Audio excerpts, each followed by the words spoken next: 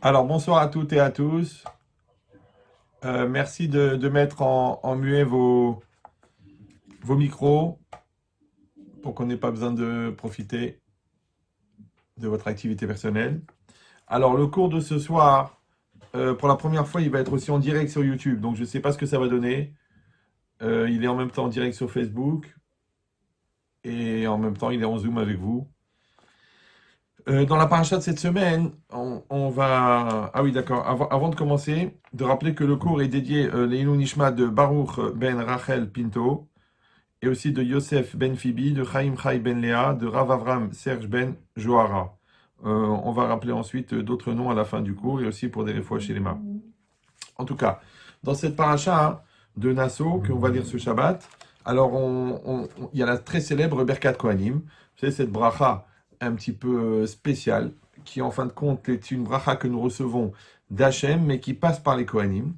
Et cette bracha, elle est d'une très très grande puissance d'après le sens simple, mais aussi d'après la Kabbalah. Ce sont des notions très très fortes et c'est une très grande opportunité de pouvoir recevoir la bracha des Kohanim. Maintenant, il y a beaucoup de commentaires qui ont été dits sur ce texte, mais j'ai retenu juste le, le dernier des trois psukim qui sont rapportés quand c'est marqué Issa Hashem panav elecha veyasem lecha shalom. Issa Hashem, donc il tournera Hashem sa face vers toi, veyasem lecha shalom, et il te donnera, il te proposera le shalom. Alors le Midrash, il dit Av bebirkat kohanim, achar kol abrachot, siyem beshalom. Mais même dans la bénédiction des kohanim, après toutes les bénédictions, alors il a terminé avec le shalom, parce que c'est marqué Veyasem lecha shalom, et il placera pour toi le shalom. Il dit Lomar pour dire chez En abrachot moilot, klum, ela imken shalom imaem, que en fait toutes les brachot enfin, ne seront pas valables, ne fonctionneront pas, s'il n'y a pas, seulement s'il y a le shalom avec eux. Donc nous, on va essayer de réfléchir à cette notion de shalom, mais élargie, parce qu'on parle beaucoup du shalom baït, d'accord? Mais on va voir que cette notion, elle est beaucoup plus large et elle touche beaucoup plus d'éléments que simplement cette notion de shalom à l'intérieur du couple. Alors pour comprendre déjà cette notion, le mot shalom en lui-même, on le traduit toujours paix, d'accord? Mais tout le monde sait que le mot shalom, il vient du mot shalem. Et shalem, ça veut dire entier. Et le contraire d'entier, c'est chasser, c'est manquant. Maintenant, si on parle de shalom, donc on parle de quelque chose qui est complet, on parle d'une situation qui est complète, on parle d'une personne qui est complète, d'accord? On parle de la paix intérieure, donc il y a une forme de complétude, le fait d'être entier. Il y a le shalom avec la réalité, d'être en paix avec sa réalité, d'être adapté à sa réalité. Il y a le shalom avec l'autre, d'accord? L'autre être vivant, qui pourrait correspondre à une certaine forme de concurrence par rapport à moi. Et là aussi, il y a une notion de shalom qui est très très importante. Il y a le shalom avec les peuples, d'accord? Que notre peuple, eh bien, il soit accueilli, il soit accepté par tous les autres peuples. Et bien sûr, il y a le shalom avec Hachem, c'est-à-dire cette relation privilégiée qu'on doit entretenir avec Hachem. Maintenant, si on essaie de regarder un petit peu le point commun qui peut exister entre ces différentes notions, donc il y a en fait le Midrash. Ah oui, donc la notion de shalom, si c'est shalem, ça veut dire que shalem, c'est un ensemble, d'accord? C'est un klal, c'est quelque chose de global. Souvent dans la Torah, il revient cette notion de klal et de prat, c'est-à-dire d'une dimension qui est globale et une dimension qui est séparée. Prat, ça veut dire le détail, et le klal, ça veut dire la généralité. Comme par exemple, quand Yaakov Avinu, il a béni ses enfants. Alors là-bas, avant de mourir, là-bas c'est marqué qu'il les a bénis un par un, d'accord? Et après, il les a rebénis, et Rashi il dit Vekalelan kulan bebracha achat. Il les a tous inclus dans une seule bracha. Évidemment, les commentaires ils disent, mais de toute façon, puisqu'il les a bénis déjà un par un, à quoi ça servait de les bénir ensemble? Alors, il dit que quand il a béni le prat, c'est-à-dire l'individu, l'élément séparé, c'est parce que chaque élément, il a une caractéristique différente. Il a des points, il a des critères, il a un mode de développement qui est différent. Donc, Yaakov, il devait bénir chaque enfant pour que chaque enfant puisse devenir le meilleur de lui-même, pour développer son potentiel. Mais d'un autre côté, étant donné qu'ils sont tous différents, la différence, automatiquement, elle génère, évidemment, la tension. La tension, elle génère de conflits. Donc, il fallait faire une autre bracha, une bracha globale, d'accord, qui globalise, c'est-à-dire qui leur permettre, sans détruire les aspérités, sans détruire les différences, sans, comme on veut faire aujourd'hui, que tout le monde est pareil, d'accord, la mondialisation, c'est-à-dire le même jean, le même t-shirt, la même boisson, les mêmes baskets, les mêmes musiques, les mêmes films, les mêmes, tout pareil, d'accord? Non, la globalisation, c'est pas de faire que chacun il disparaît. D'accord? C'est que l'individuel, il disparaît. Non, l'individuel, il doit rester. Mais il faut trouver un mode de fonctionnement qui peut faire que malgré nos différences, ouais, ou grâce à nos différences, ça dépend si on voit le verre à moitié vide ou à moitié plein, on réussit à fonctionner ensemble. Donc après que Yaakov, il a prié pour que chacun puisse se développer, il a refait une bracha pour que chacun puisse vivre avec l'autre, pour que tous ensemble, ils puissent fonctionner. Ça, c'est le klal. Et ça, c'est le prat. Le klal, c'est le général, et le prat, c'est l'individu. Donc souvent, elle revient à cette notion. Maintenant, quand on parle de shalom, donc shalem, quelque chose d'entier, donc automatiquement, ça veut dire que c'est venu pour compléter quelque chose. Ça veut dire c'est créer une réalité qui est globale. Maintenant, comment est-ce qu'on fait pour rattacher des éléments séparés? Alors, il y a une lettre dans la Torah qui s'appelle le vav. Qu'est-ce que c'est le vav? Oui, le vav, quand on dit zé, v, zé, v, zé, v, zé, cela est. Le vav, c'est et, et cela, et cela, et cela, et. Donc le vav, en fin de compte, c'est ce qui va relier les choses. Alors c'est très intéressant parce que cette lettre, le vav, en vérité, c'est une droite qui est debout comme ça, ouais. C'est vertical. Il dit ça représente aussi l'homme. Parce que l'homme, il est lié entre la terre et le ciel. D'accord? C'est-à-dire les pieds sur la terre et la tête dans le ciel. Et c'est lui qui est le lien entre le ciel et la terre. C'est lui qui est le lien entre Hachem et le monde et la matière. Donc c'est le vav. D'un autre côté, le vav aussi, quand vous l'écrivez en entier, c'est-à-dire que vous écrivez tout le vav au niveau de sa phonétique, il s'écrit en fait un vav, un aleph et un vav. D'accord? Pourquoi? Pour que ça se prononce vav. Il faut un vav, un aleph et un vav, ce qu'on appelle bémiloui. C'est-à-dire quand il est rempli, si on remplit toute la lettre, quand on écrit le aleph, par exemple, la lettre aleph, c'est une lettre. Mais si on l'écrit en entier, ça s'écrit aleph, lamed, p, p sophite. Ça fait aleph. Maintenant, le vav, quand on l'écrit en entier, ça s'écrit vav, aleph, vav. Et on a dit que vav, aleph, vav, c'est le vav, c'est la lettre qui permet la conjonction, qui permet le lien entre les éléments. Et quand on regarde le vav, aleph, vav, eh ben, le vav, c'est un homme. Oui, on a dit que le vav représente l'homme. Le deuxième vav, c'est un autre homme. Et le aleph, c'est le fait qu'il fasse un. C'est ce qui les relie. D'accord? Maintenant, quand vous prenez la valeur numérique du vav, c'est 6. Comme il y a deux vav, ça fait 12. Plus 1, ça fait 13. Et 13, d'accord, c'est la même valeur numérique que echad. Donc le vav, il sert à faire le echad. Il sert à faire 1. Mais 13, c'est aussi la même valeur numérique que ahava, amour. Donc, ça veut dire que l'amour, oui, c'est le fait de faire 1. Et ça, c'est la conjonction des deux vav. Maintenant, ça veut dire quoi? Ça veut dire qu'il y a le vav d'un côté, le vav de l'autre, et il y a le aleph au milieu. Le aleph, c'est quoi? C'est ce qu'on doit réussir à trouver en commun, d'accord? Entre deux personnes. Par exemple,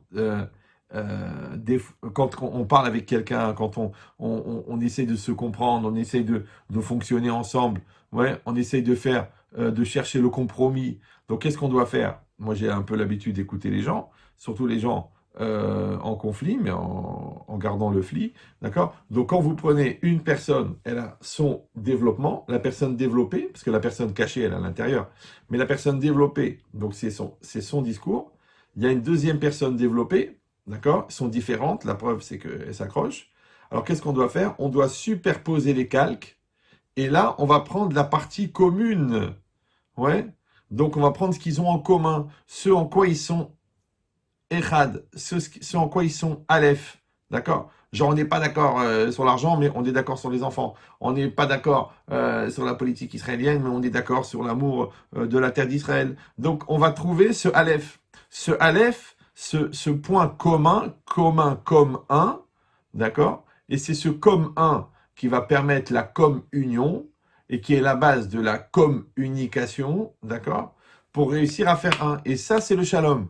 Ça veut dire que shalom, on a dit encore une fois, ça vient de Shalem. Shalem, ça veut dire que c'est ce qui complète, c'est ce qui crée le complet. Oui. Donc on est Béchalom quand on est complet. Maintenant le problème, c'est que pour réussir à être complet, il y a deux manières de. D'abord, il faut être d'accord qu'avant d'être complet, on est incomplet. D'accord? Et quand on est incomplet, il faut réfléchir, est-ce que de passer de l'état de incomplet à complet, ça vient du fait qu'on doit combler le manque, puisque incomplet, c'est avec un manque, et pour être complet, il faut combler le manque. D'accord? Ou non? Peut-être qu'il faut éliminer le manque. Il faut maîtriser le manque. Vous me suivez ou... Ouais. Donc en fait, le problème, ça dépend si ce manque, il est réel ou il est faux. Si un manque, il est faux, si un manque, il est tminique, si il est dimionique, d'accord, il est inventé, il est prise de tête, il est entêtement, ce manque-là, il faut l'éliminer. Ça sert à rien d'essayer de combler le manque. Ouais, c'est comme le gars qui dit ouais, tu m'aimes pas assez, tu m'aimes pas assez, tu m'aimes pas assez. Et ben si tu m'aimes vraiment, tu t'as qu'à te tuer. Ouais. Tu dis mais ça veut dire quoi? Ça veut dire que toi, t'as un manque dans ta tête, d'accord? Peut-être même un boulon qui manque, ouais. Et toi, tu me mets un chantage que moi, je dois te prouver que je t'aime. Et toi, tu seras en paix que seulement quand moi, c'est-à-dire toi, tu seras en paix quand moi, je vais combler ton manque. Mais moi, je peux pas combler ton manque si son manque, c'est du mytho. Vous me suivez ou... Par exemple, j'ai connu quelqu'un qui était un malade jaloux, un jaloux chronique, d'accord? Mais en fait, c'est pas qu'il n'avait pas confiance en sa femme, c'est qu'il n'avait pas confiance en lui. Des fois, c'est le cas de la femme, qui n'a pas confiance en elle. Ouais, peut-être parce que son père, il a fait des grosses bêtises avec plusieurs personnes au féminin. Donc, donc comme lui, elle n'a pas confiance en elle, donc elle n'a pas confiance dans son mari. Alors, elle va dire à son mari ou à sa femme, ouais, tu l'as regardé, j'ai vu, tu l'as regardé, tu l'as regardé, tu l'as regardé, elle t'a regardé, tu l'as regardé, tu lui as souri, tu l'as fait un clin d'œil, tu l'as fait truquer, tu avais un regard appuyé. Mais non, le mec, il n'a rien fait. Ou la fille, elle n'a rien fait. Maintenant, elle est tellement saoulée à la fin que l'autre lui a pris la tête, que je suis sûr que tu as regardé, qu'à la fin, il dit, bah, tu sais quoi, j'ai regardé. Ouais, ah, t'as regardé, alors tu me trompes, alors tu me mens, tu m'aimes pas, alors t'es folle, alors t'es une pourriture, alors t'es une... C'est ça le problème. C'est que si le manque, il est fondé, c'est une mitzvah de le combler. Mais si le manque, il est infondé, parce qu'il est basé sur un malaise psychiatrique, d'accord, sur une peur intérieure, sur une lourdeur, alors quand moi, je vais essayer de combler ce manque, en fin de compte, je ne vais qu'alimenter une dérive. Je vais qu'alimenter un délire. Je veux qu'alimenter une souffrance. C'est normal. Donc maintenant, ça veut dire que si on dit que shalom, c'est la paix, ça vient de shalem, c'est complet, et que complet, c'est le contraire de manquant, donc il va falloir savoir si la manière d'éliminer le manque pour arriver au complet, ça va être encore une fois de maîtriser le manque, ou alors de combler le manque. D'accord? Un petit peu comme aussi dans la relation qu'on entretient avec la religion, d'accord? Comme avec la vie. Dans la matérialité, on dit il faut maîtriser le manque. Dans la spiritualité, il faut combler le manque, d'accord? Ta neshama, elle a soif d'étude de la Torah. Vas-y, étudie la Torah. Ta neshama, elle a besoin de la prière. Ta neshama, elle a besoin des Nerot Shabbat. Ta neshama, elle a besoin de Rosh Hashanah, de Kippour. Alors donne-lui, d'accord? T'es juif, non? Voilà, c'est pour ça que même quelqu'un qui est très très éloigné, laisse-moi tranquille, tu me saoules, ta religion, l'opium du peuple, s'il le trouve par accident ou par erreur ou quoi, qui fait une mitzvah, oh, il te dit, ah, oh, ça m'a fait quelque chose, oh là là, ça m'a fait du bien, oh là là, tu m'as mis les téfilines, on dirait que j'ai fait un footing de 10 km, ouf, ça m'a fait une sensation, oh là là, la prière du Kippour, oh là là. Moi je me rappelle, à la yeshiva, on priait la prière de Chol, on était peut-être 10 minutes pour faire la mida. Et il y avait des gens qui étaient de passage comme ça à la yeshiva, et puis ils restaient avec nous pour la prière. Et quand ils écoutaient, ils restaient dans la prière, ils sentaient cette concentration, ils sentaient cet effort-là de gens qui prient vraiment selon la loi et en faisant l'effort de la concentration. Ils disaient, mais attendez, on aurait cru Kippour. Mais comment c'est possible que ta prière de tous les jours, c'est son Kippour à lui? Ça veut dire qu'il a un manque énorme. Ben ça s'appelle un manque dans la spiritualité. D'accord? Parce que c'est un manque qui vient de la Neshama. Donc automatiquement, un juif, même s'il est éloigné, quand il a l'opportunité de faire une mitzvah, des fois même par accident, d'accord? Parce que ben, il est contre, et puis ça se trouve qu'il a fait une tzedaka, il a aidé quelqu'un, il a fait du bien et tout ça, ouais. et ben pitom, ça lui fait tellement de bien, ça lui fait tellement de bien que, en fait, il se sent complet. Il se sent complet avec la mitzvah. Mais ça, c'est dans la spiritualité. Par contre, le contraire, dans la matérialité, c'est le contraire. Il ne faut pas combler le manque. Pourquoi? Parce que Yeshlomani Mataim. Le gars, il a 100 millions d'euros. De quoi il rêve d'avoir 200 millions? D'accord? Il ne sait pas pourquoi, il n'a pas besoin, il ne pourra pas les dépenser. Même si tous les jours il change la moquette, même s'il met des canapés en or, il n'arrivera pas à dépenser tout cet argent, il gagne 100 millions d'euros par jour. D'accord? Il n'arrive pas. Mais pourtant, il en veut toujours plus. Pourquoi? Parce qu'en fait, l'envie d'argent, par exemple, c'est un détournement de l'âme. C'est-à-dire que l'âme, elle produit une envie d'être, et quand cette envie, elle arrive au niveau du psychique, cette volonté d'être, elle devient une envie d'avoir. D'accord? C'est pour ça que le premier verbe qu'on apprend à l'école, c'est le verbe être et le verbe avoir. Oui, ça s'appelle les attributs, parce qu'il y a le verbe être et le verbe avoir. Maintenant, il y a beaucoup de gens qui croient qu'en conjuguant le verbe avoir, ils conjuguent le verbe être. Par exemple, ils disent j'ai de l'argent, je suis heureux. D'accord? J'ai des enfants bronzés, j'ai une famille épanouie. Non, c'est pas une famille épanouie, c'est juste un groupe de shawarma. Non, une famille épanouie, ça veut dire qu'il y a de l'amour, il y a de la compréhension, il y a du dialogue, il y a de la communication, de la spiritualité, il y a de la solidarité. Ça, c'est une famille épanouie. Mais un groupe de personnes bronzées sur une plage à Tel Aviv, c'est pas une famille. C'est juste des gens qui sont bronzés. Bon, ils ont bonne mine, c'est bien. D'accord? Mais c'est quoi l'idée? L'idée, c'est qu'encore une fois, dans la matérialité, c'est l'inverse. Il faut maîtriser le manque. D'accord? D'ailleurs, on vous le dit quand vous êtes devant un gâteau, maîtrisez vos envies. Quand vous avez pris 2 assiettes de tafina, c'est pas la peine d'entamer une choucroute. Ça sert à rien. Tu dis oui, mais j'adore ça, c'est bon, c'est kiffant. D'accord? Donc là, on te demande de maîtriser. D'accord? Donc dans la matérialité, encore une fois, il faut maîtriser le manque. Dans la spiritualité, il faut combler le manque. Pourquoi j'ai insisté lourdement? Parce que si vous avez l'occasion de prendre un peu de recul et de regarder un petit peu notre vécu tous les jours, en vérité, souvent, on fait exactement l'inverse. Ouais. C'est-à-dire dans la spiritualité, on maîtrise. Bon, c'est bon, j'ai mis les tefilines à la bar mitzvah, c'est bon, faut pas exagérer. Shabbat, je vais pas le faire tous les Shabbats, d'accord? Une fois par mois, une fois par an, ou si vraiment il y a un enfant qui est malade, d'accord? Les tefilines, bon, la cache-route, c'est compliqué, d'accord? J'habite à Saint-Paul, c'est difficile, d'accord? Donc ça veut dire que la personne, en fait, elle va maîtriser dans le spirituel. Par contre, dans le matériel, toujours plus, toujours plus, toujours plus, et encore un nouveau gâteau, et une nouvelle bouffe, une nouvelle truc, et elle inscrit à un club de cuisine, et elle voit toutes les vidéos de préparation, et elle va acheter du vinaigre en Italie, et elle veut absolument les truffes qui ont grandi dans le truc, dans la Sardaigne profonde. Là, le gars, il a une spécialisation, une sophistication dans la matérialité qui est incroyable. Il dit, c'est quoi cette idée? C'est que la personne, en fait, elle veut combler son manque au niveau matériel. Mais ce manque-là, il ne se comblera jamais. Pourquoi? Parce que puisque l'origine du manque, en vérité, il vient de la Neshama, et que, la Neshama, elle a un besoin qui est infini. Le problème, c'est que le flux de la Neshama, il a été détourné par le corps ou par le Yetzer Hara. Du coup, la personne, elle va avoir une envie infinie de bouffe, une envie infinie de conquête intime, une envie infinie de kavod. Parce qu'en vérité, c'est quoi? C'est qu'on a pris l'énergie du verbe être, d'accord, du besoin d'être, et on l'a détourné vers l'avoir. Et ça s'arrête jamais, il n'y a aucune limite. C'est pour ça que la Gemara a dit, le Messat Echaim, il dit, un homme ne meurt pas en ayant comblé la moitié de ses désirs.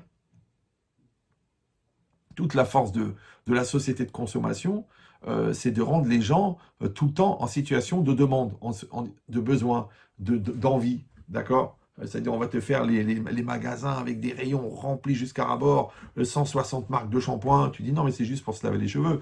Et des caddies énormes, comme ça, t'as honte d'acheter une seule brosse à dents, d'accord? Et il y a les ventes flash, et tu peux te faire livrer en 2 heures. Bientôt, ils vont mettre des implants dans la tête. Tu penses à un truc en passant devant un magasin, tu vas te retrouver avec un sac payé par ta carte bleue directement par ton téléphone sans que tu aies eu besoin de dire ni oui, ni non, ni le code. C'est-à-dire qu'on fait tout pour combler tes manques au niveau matériel. D'accord? Et le problème, c'est que ça s'appelle de l'acrodépendance. C'est une addiction, c'est une très grave maladie qui s'appelle la consommation, qui fait que plus on consomme, plus on consomme. Maintenant, quand vous faites la somme de toutes les consommes, d'accord? Si vous mettez le somme avant ou si vous mettez le somme après, et bien bizarrement, la consommation amène le somme. C'est connu, le somme, c'est un phénomène, d'accord? Il y en a même qui ont atteint le somme, le somme, le somme, le sommet, ce qu'on appelle le sommet du somme. Il y en a même qui en ont fait un art, ce qu'on appelle l'arsum. C'est l'arsum total, d'accord? C'est l'arsum à 100%. Et bien l'arsum vient de la consommation. L'arsum vient de la matière. Ouais. C'est un peu comme le phénomène du sugar blues. Vous mangez du sucre, hop, c'est un excitant. Mais après, paf, il y a le blues qui vient après le sucre. Hop, c'est une baisse. Alors là, vous avez envie de pleurer. D'accord? Et bien c'est pareil. En fait, on veut une société sucrée. Une société sucrée. D'accord? Donc il faut que tout soit joli, tout soit sympathique, tout soit en couleur, tout soit bien. Mais le problème, c'est que l'après sucré, ça fait une baisse de sucre, d'accord? Une hypoglycémie, d'accord? Mais une hypoglycémie, bah, au niveau du sucre, c'est gênant. Mais une hypoglycémie au niveau du couple, bah, ça y est, il y a plus de passion, il n'y a plus d'amour. Une hypoglycémie au niveau du travail, eh ben, c'est la routine, il y a plus d'envie d'y aller. Une hypoglycémie au niveau de la religion, bah, ça me saoule, la synagogue, bon, c'est toujours répétitif et tout. Tu vois, toi, tu es en hypoglycémie. Mais d'où elle vient ton hypoglycémie? Tu sais pourquoi? Parce que tu n'as été chercher que le sucre de la religion et que le sucre du couple. Mais tu aurais dû accepter le sel aussi. Vous me suivez ou... Ouais. Parce que dans le mariage, il y a des avantages et des inconvénients. Chez les enfants, ben, il y a des satisfactions de le voir rentrer à l'ENA et il y a 5853 couches à changer. Ah, vous allez le sentir, le petit. D'accord? Donc, ça veut dire quoi? Ça veut dire qu'il y aura toujours des plus et il y aura toujours des moins. Maintenant, pour être en paix, il faut que j'ai réussi à accepter le complet. D'accord? Donc, pour être béchalom, il faut que j'accepte le chalem. Le chalem, ça veut dire le plat complet. Comme dans la vie. D'accord? Dans la vie, eh ben, on te dit, bon, tu peux manger ça et tu manges ça, mais t'exagères pas. D'accord? Mais les gens, ils vont faire un régime. Pendant 4 mois, ils mangent des ananas. L'autre, pendant 2 mois, il mange des fraises. Après, pendant 6 mois, il mange que du blanc de poulet. Mais tu m'étonnes après qu'au niveau du cerveau, il a des problèmes. C'est normal, parce qu'en fin de compte, il a déréglé complètement le système. Il faut avoir un système équilibré. C'est quoi un système équilibré? Où il y a un petit peu de tout. Un petit peu de tout, ça veut dire quoi? Ça veut dire qu'il y a de ça, et de ça, et de ça, et de ça, et de ça. Et le et, on a dit que c'est le shalom. Donc ça veut dire qu'il faut avoir une vie normale. Voilà. Ouais. Comme dans la vie, il y a des bons côtés, il y a des mauvais côtés. Puis des fois il pleut, et puis des fois il fait beau. Et les gens ils s'angoissent. Les gens ils s'angoissent quand il pleut. Ouais. Alors que ça ne veut rien dire. Tu t'angoisses quand il pleut. D'abord, tu peux danser sous la pluie. Et deuxièmement, c'est que en fait, tu sais qu'après la pluie vient le beau temps. Donc j'ai jamais compris pourquoi les gens s'angoissent quand il pleut. Ils devraient s'angoisser quand il fait beau. Parce que après le beau temps, vient la pluie. Donc si tu pourris les bons moments avec la hantise des mauvais moments, ouais, comme des gens, quand ils sont heureux, ils disent: oh là là, on ne sait pas ce qui peut arriver, oh là là, ça m'angoisse, oh tu sais, bien Inara, oh là, tu dis, on passe des belles vacances, ah tu sais, ça peut se terminer mal, on peut avoir un infarctus, le grand-père il peut mourir pendant la roupa, on peut perdre la jambe, les deux jambes dans un accident de moto. Oh là là, mais qu'est-ce que tu as cherché la négation? Comme si les gens, ils ont tellement peur du bonheur qu'ils veulent le pourrir de peur qu'on leur prenne avant qu'ils aient le temps d'en profiter. Il y a des gens comme ça qui ont une capacité extraordinaire à pourrir leur bonheur. Genre pendant des années, il cherche la fille de ses rêves. Quand il l'a trouvée, il a fait tellement, tellement, il la saoule qu'à la fin, il s'en va. Le pouvoir de pourrir son bonheur. Ouais. Mais ça, c'est pourquoi? C'est parce que tu n'arrives pas à être béchalom. D'accord? Et shalom, c'est quoi? Les gens, ils croient que c'est en paix. Mais non, en paix, ça veut dire en complet. Ça veut dire que tu dois réussir à accepter le global. Comme dans un couple, il y a du Yetzirah Tov et du Yetzirah Ra. Ben, c'est comme ça, et c'est comme ça. Et il y a des humeurs, et il y a des nerfs, et il y a des stress, et il y a du plaisir, et il y a des déceptions. Et puis des fois ça marche, et puis des fois ça marche pas. D'accord? Et toi tu dis non, non, je veux que du bon, je veux que du bien, je veux que du vrai. Mais toi tu confonds la vie avec une série télévisée, avec un film américain des années 50. D'accord? C'est-à-dire que ça se termine toujours bien, et tout va très bien, et tout. Mais c'est pas comme ça la vie. La vie c'est pas du cinéma. La vie c'est du réel, la vie c'est du concret. D'accord? Et dans le concret, il y a du bien et du moins bien. Et ben, le fait de l'accepter globalement, c'est ça ce qui fait que tu es en paix. D'ailleurs, tu verras que les trois quarts des gens qui se sentent mal parce que ça va mal, c'est le jour où ils acceptent que ça va mal qu'ils se sentent bien. Vous suivez ou non? Comme quelqu'un il a perdu quelqu'un, alors allez-nous, ça existe le deuil. Ouais. Et bien bizarrement, tant que la personne n'a pas fait son deuil, elle ne peut pas être bien. Vous me suivez ou non? Parce que la personne qui est vivante, elle se sent mal parce que l'autre il est mort. Alors comme l'autre est mort, donc elle dit ben moi je peux pas être en joie, moi je peux pas faire un kiff, moi je peux pas faire plaisir. Mais si l'autre il était vivant, qu'est-ce qu'il te dirait? Mais va kiffer, va profiter. Moi je suis mort, mais toi t'es vivant. Ah non, j'ai honte, c'est honteux. Ça veut dire quoi? Lui il peut plus kiffer, alors moi je kiffe plus. L'autre il peut pas manger, alors moi je mange pas. L'autre il peut plus respirer, alors je respire pas. C'est pas possible. Il dit ça veut dire quoi? Ça veut dire que toi il va falloir que tu, ce qu'on appelle en français, que tu fasses le deuil. Vous me suivez ou non? Mais en vérité, si vous réfléchissez bien et que vous utilisez votre cerveau de manière régulière, c'est pas le deuil qu'il faut faire, c'est le deuil du deuil. Vous me suivez ou non? Il faut faire le deuil de son deuil. Parce que tant que toi, eh ben, tu gardes le deuil, tu peux pas fonctionner. Maintenant, les lois du deuil, elles existent. Le vrai deuil, c'est-à-dire quelqu'un, il a perdu son père, il a perdu sa mère, il a perdu sa femme, il a perdu un enfant. Il y a des lois du deuil. Il y a un an, il y a un mois, d'accord. Il y a la semaine, il y a les Shiva, les 7 jours, il y a le mois, il y a l'année, il y a le kavod du mort. On va pas dans les joies. Tout ça, c'est normal dans les lois du deuil. Mais les lois du deuil, quand tu as perdu 20 000 euros, c'est pas les mêmes.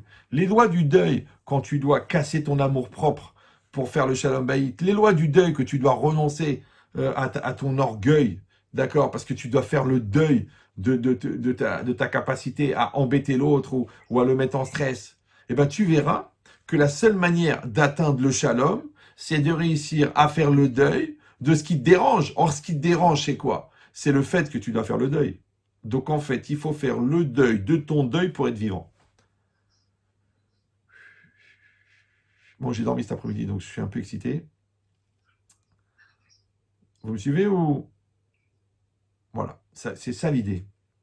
Donc ça veut dire que maintenant vous avez compris que puisque le mot shalom, il veut dire complet, donc il va toujours s'agir, pour pouvoir être complet, de compléter quelque chose, d'accord? De compléter une personne, de compléter une intériorité.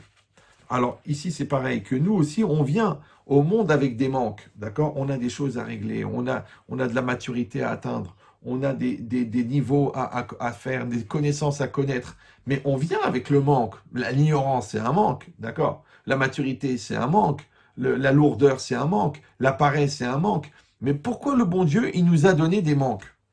Moi, j'aurais été le bon Dieu, j'aurais fait des personnes complètes, d'accord? C'est-à-dire, on serait né à 30 ans, on aurait réglé les problèmes gynécologiques, d'accord?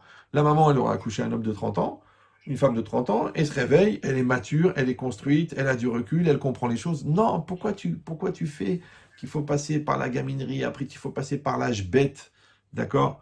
Après, il faut passer par la construction, par la lutte contre l'orgueil, l'égoïsme. Après, il faut apprendre à aimer, à s'oublier, à voir les qualités de l'autre et ses défauts à soi. Pourquoi tout ce travail? Tout ce travail. Alors, je vous donne le secret. En fait, c'est que ce travail-là, qui est tellement contraignant, en fait, c'est ce qui fait que nous devenons ce que nous sommes censés être. C'est ça le problème. C'est-à-dire que si on avait fait de toi un produit fini, ouais, eh ben, tu aurais été fini. Alors déjà que tu es un confiné, d'accord? Alors là, tu aurais été fini complètement. Non, c'est pas fini, c'est pas possible. Donc, qu'est-ce qu'on fait? On te crée des manques. Maintenant, les manques, ouais, c'est eux qui vont générer la dynamique du devenir. C'est pour ça que c'est marqué à la fin de la création, Asher bara Elohim larasot, ouais, qu'Hachem a créé pour faire. Donc, c'est-à-dire, voici le monde que Dieu a créé pour faire. Il demande les commentaires, mais pour faire quoi? Ouais. Alors il dit, la asot est à Olam, la asot est à Adam. C'est pour faire le monde, c'est pour faire l'homme. C'est-à-dire qu'Hachem, il a créé un monde manquant pour que nous complétions ce monde. C'est pour ça que l'Agma elle dit, qu'est-ce qui est mieux, la création de Dieu ou la création de l'homme? Mais évidemment, tous les gens sensés, ils vont dire, bah, c'est la création de Dieu qui est mieux que la création de l'homme. L'Agma a dit non, parce que Dieu, il a créé le blé, mais Hachem, il a créé le pain. Le contraire, Hachem, il a créé le blé, l'homme, il a créé le pain. Et le pain, c'est meilleur que le blé. Alors tu dis, mais alors, à ce moment-là, Pourquoi est-ce que le bon Dieu l'a pas fait directement des arbres à pain? Ouais, des arbres qui poussent avec des pains. Ça existe, ça s'appelle des boulangeries, d'accord? Mais l'idée, c'est quoi? C'est que, en fait, Hachem, il a créé la farine pour que le blé, pour que toi, tu fasses le pain.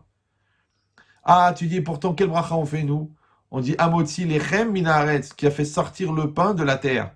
Mais non, on aurait dû dire Amotzi Seor, Amotzi Chita, qui sortit le blé de la terre, pas qui a sorti le pain, parce que c'est moi qui en a fait. D'accord? Mais l'idée, c'est ça. C'est qu'Hachem, il a créé un manque pour que toi, tu le complètes. Et en vérité, c'est ça qui fait ta valeur. Et c'est vrai, quand vous regardez une belle statue, moi j'adorais quand j'étais jeune aller des expositions comme ça de sculptures. Quand tu vois une belle sculpture, mais tellement elle est bien, tu crois qu'il va bouger, tu vois qu'il va parler tellement c'est reproduit. Mais au départ, c'est un bloc de marbre. Maintenant, moi, je vous mets au défi, moi, je vous paye le marbre, d'accord? Vous achetez un beau paquet de marbre, comme ça, un beau bloc de marbre de 2 tonnes, vous l'amenez chez vous, je vous offre le marteau et le pic, essayez de me faire un truc comme ça. Bon, je sais que vous allez terminer, finalement, un artiste moderne, contemporain, parce que ça sera trop moche pour le mettre dans un musée. Mais c'est quoi l'idée? C'est du travail. Maintenant, quand le gars, il a fait cette statue, coup après coup, coup après coup, coup après coup, qu'est-ce que vous croyez, vous? Vous croyez qu'il a fabriqué une statue? Mais non, il est devenu un meilleur sculpteur. En fait, ce qu'il a sculpté, c'est lui. D'accord? Comme quelqu'un qui pratique la médecine, il est de plus en plus un meilleur médecin. Donc, en fin de compte, qui ça complète? Le monde, que ça complète quoi? Quand on a dit Asher Bar Elohim Lasot, Hashemita, il l'a fait, qu'il a créé pour le faire, en fait, c'est pour te faire toi. Mais comme la seule manière de te faire toi-même, c'est de faire des choses, c'est-à-dire qu'en faisant ce que tu fais, tu deviens ce que tu dois devenir. Donc, tu vas pratiquer la médecine, tu vas devenir médecin. Ouais, tu vas pratiquer la patience, tu vas devenir patient. Donc, tu vas pratiquer la Torah, tu vas devenir un juif sérieux. C'est comme ça. Ça veut dire qu'en fin de compte, le projet, c'est pas ce que tu fais, c'est ce que tu deviens. Ce que tu deviens, ça veut dire c'est la résonance de ce que tu fais. Maintenant, si c'est la résonance de ce que tu fais, donc le fait de compléter, d'être mashlim, shalom, mashlim, d'accord? Shalom, c'est la paix. Shalem, c'est complet. Mashlim, c'est compléter. En fin de compte, c'est toi que tu vas compléter. Tes actes à toi, ils vont te compléter. Et comme toi, tu deviens complet, alors tu es Béchalom. Ouais. Tu as travaillé 5 ans, tu as ton diplôme. Ouais.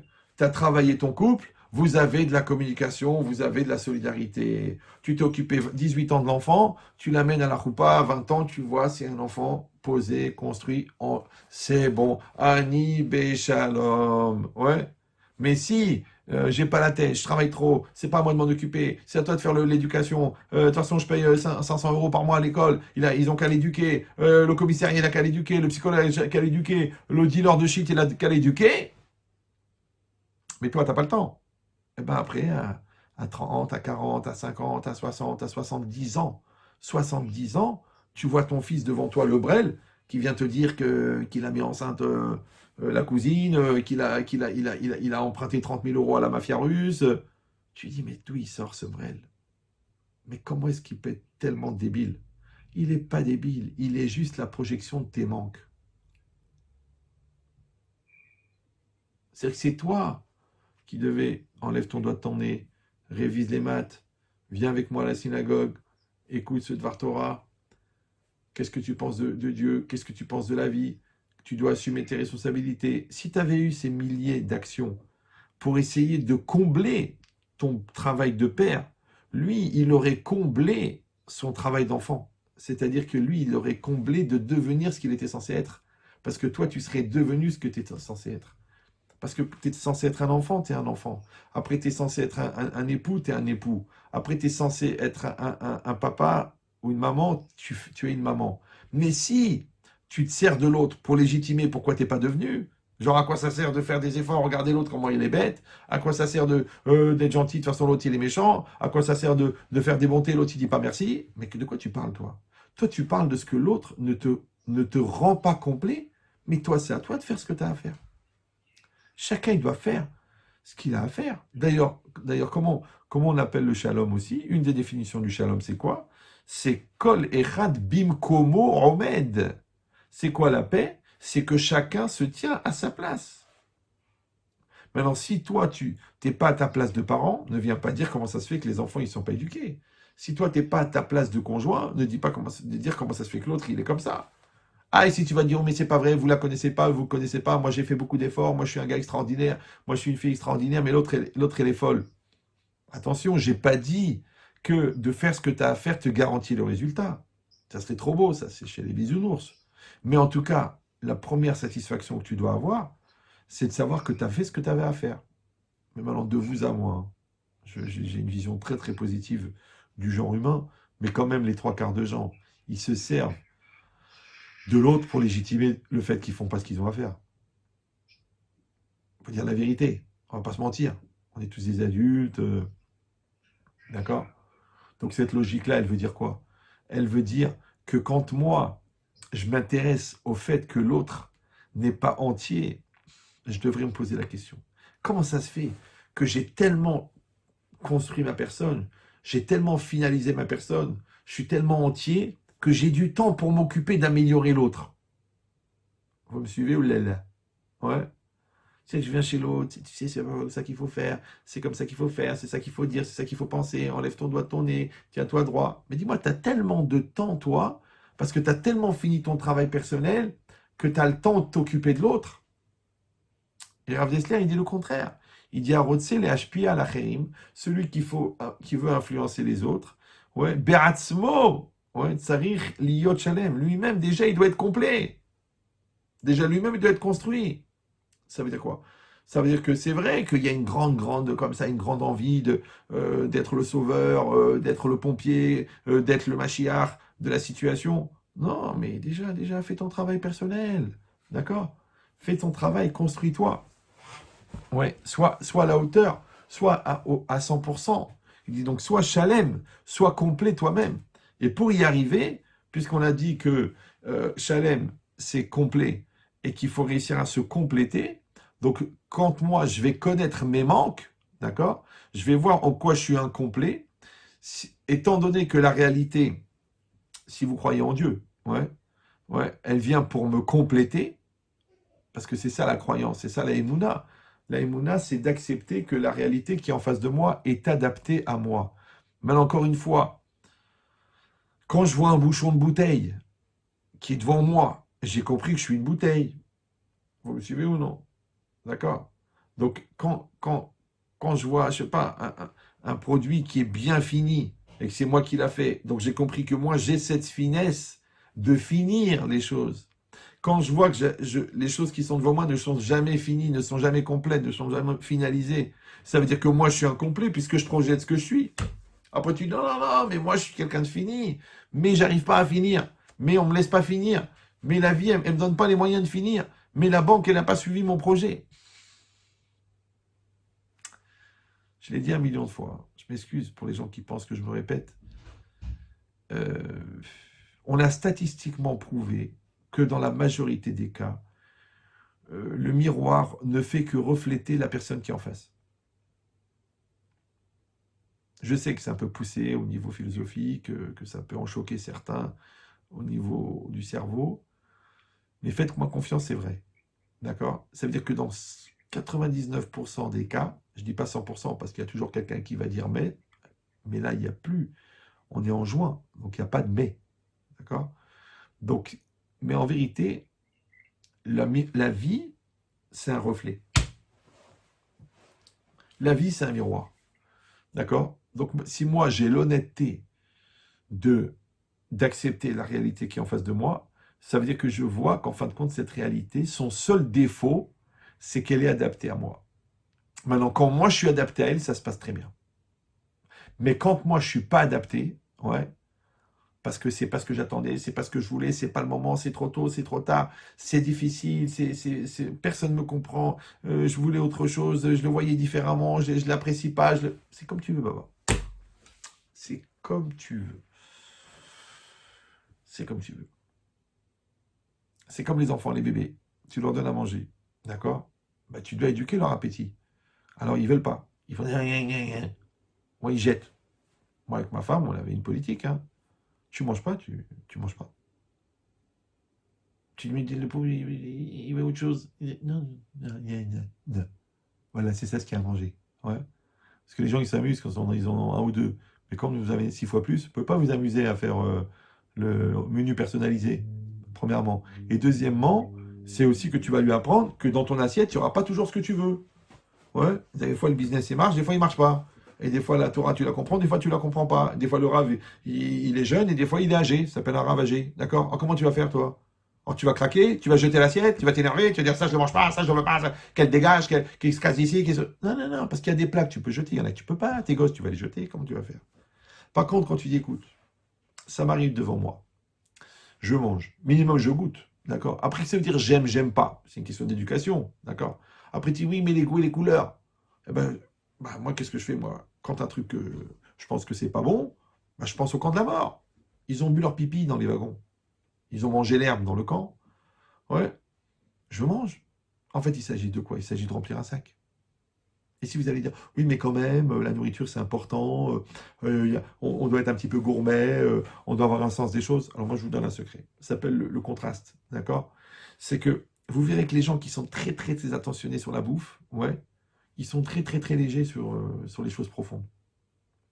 C'est pour ça que on dit celui qui veut acquérir la Torah, il doit s'éloigner de la ta'ava, de l'envie, il doit s'éloigner de la matière, d'accord? Il doit s'éloigner du ta'anoug, du kiff matériel. Parce que le Tosfot, il dit avant de prier pour que la Torah elle rentre dans ton cœur, prie d'abord pour que le kiff il sorte de ton cœur.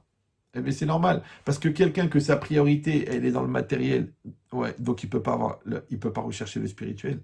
Ça veut dire que ce qui définit ta personne, quelles sont tes priorités. Or, souvent, tes priorités, elles sont l'expression de tes manques. Donc, quelqu'un qui a une soif de Torah, vous avez compris que son manque à lui, c'est quoi? C'est de la Torah. Et celui qui a une soif de bouffe, eh ben, son manque à lui, c'est de la bouffe. Or, la bouffe, elle vient du corps. Le corps, eh ben, c'est l'estomac. Donc, en fin de compte, si c'est ton estomac qui va dicter ta vie, oh, je sais, on va pas en faire un plat, pour ceux qui suivent. Ouais. Mais d'un autre côté, il faut décider. Est-ce que tu es un estomac avec une fonction intellectuelle qui te permet de bien digérer, ou est-ce que tu es une personne avec une fonction digestive qui te permet d'alimenter ton cerveau? Il faut que tu décides. C'est tout. À partir de ce moment-là, tu vas définir tes manques. Quand tu définis tes manques, tu définis ta personne. Maintenant, qu'est-ce que tu vas faire? Tu vas combler tes manques pour être complet. C'est pour ça que celui qui connaît ses manques, ouais, eh ben, il se connaît lui-même. Toi, tu sais que tu as un problème avec l'orgueil. Toi, tu sais que tu as un problème avec la cupidité. Toi, tu sais que tu as un problème avec la nudité.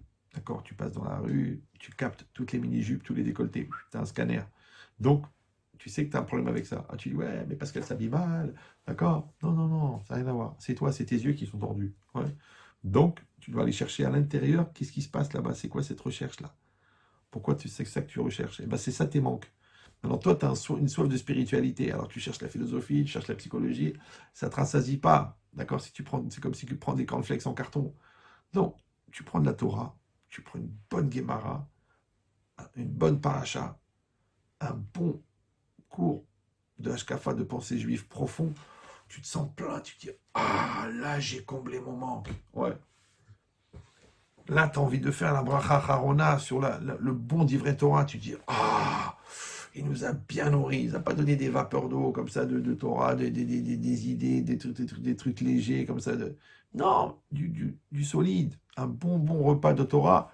Waouh, tu te sens complet. Pourquoi? Encore une fois, parce que tu avais la bakasha, tu avais la demande, tu avais la soif. Donc tu avais le manque. Ouais. Et après, on a comblé le manque. Alors tu te sens bien, tu te sens complet.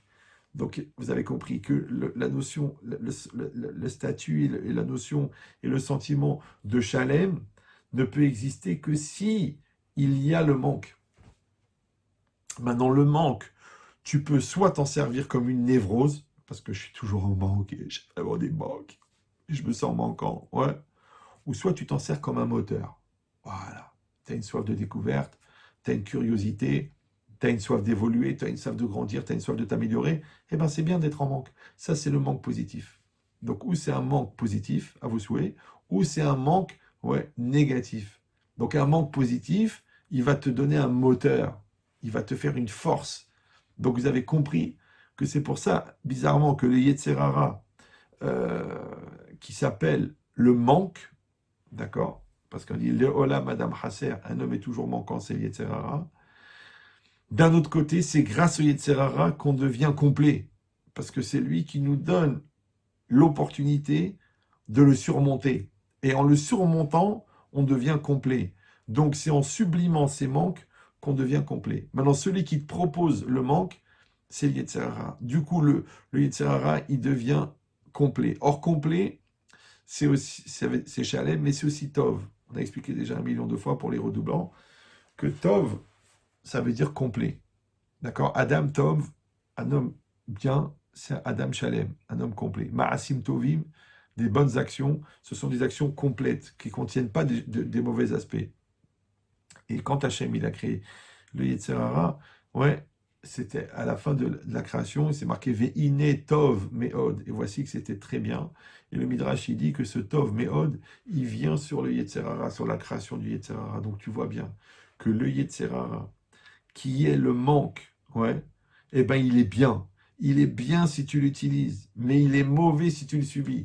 Donc quand tu utilises ton Yetzer Hara, ça devient un moteur, mais quand tu le subis, il t'emmène en enfer. Donc maintenant, c'est à toi d'apprendre à te connaître. Donc vous avez compris maintenant que celui qui connaît ses manques, ben, il connaît son intériorité et il sait sur quoi il va être éprouvé, puisque la réalité n'est que la projection de ses manques. Et puisque le manque, il est là pour te faire grandir, parce que Asher bara Elohim la Asot, donc ça veut dire que celui qui connaît ses manques, il peut prédire les épreuves qu'il va avoir. Maintenant, tu as deux solutions dans la vie. Soit tu passes ta vie à être a posteriori, d'accord? Donc de dire, oh là là, je me suis encore fait avoir. Mais en vérité, tu t'es fait avoir parce que tu voulais pas réfléchir avant.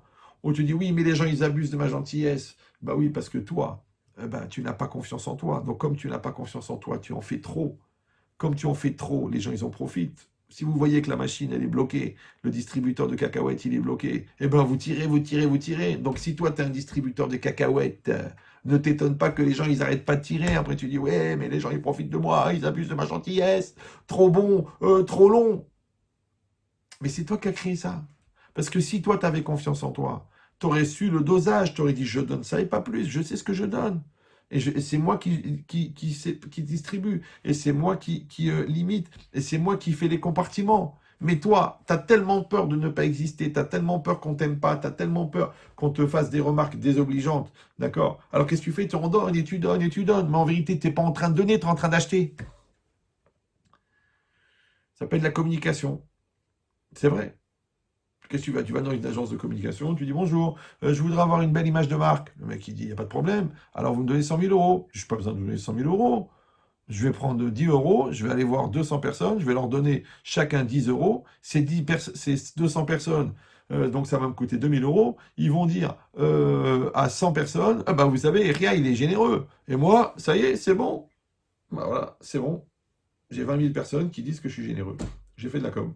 Ouais, pour 2000 euros, j'ai fait de la com. Ben, c'est exactement pareil.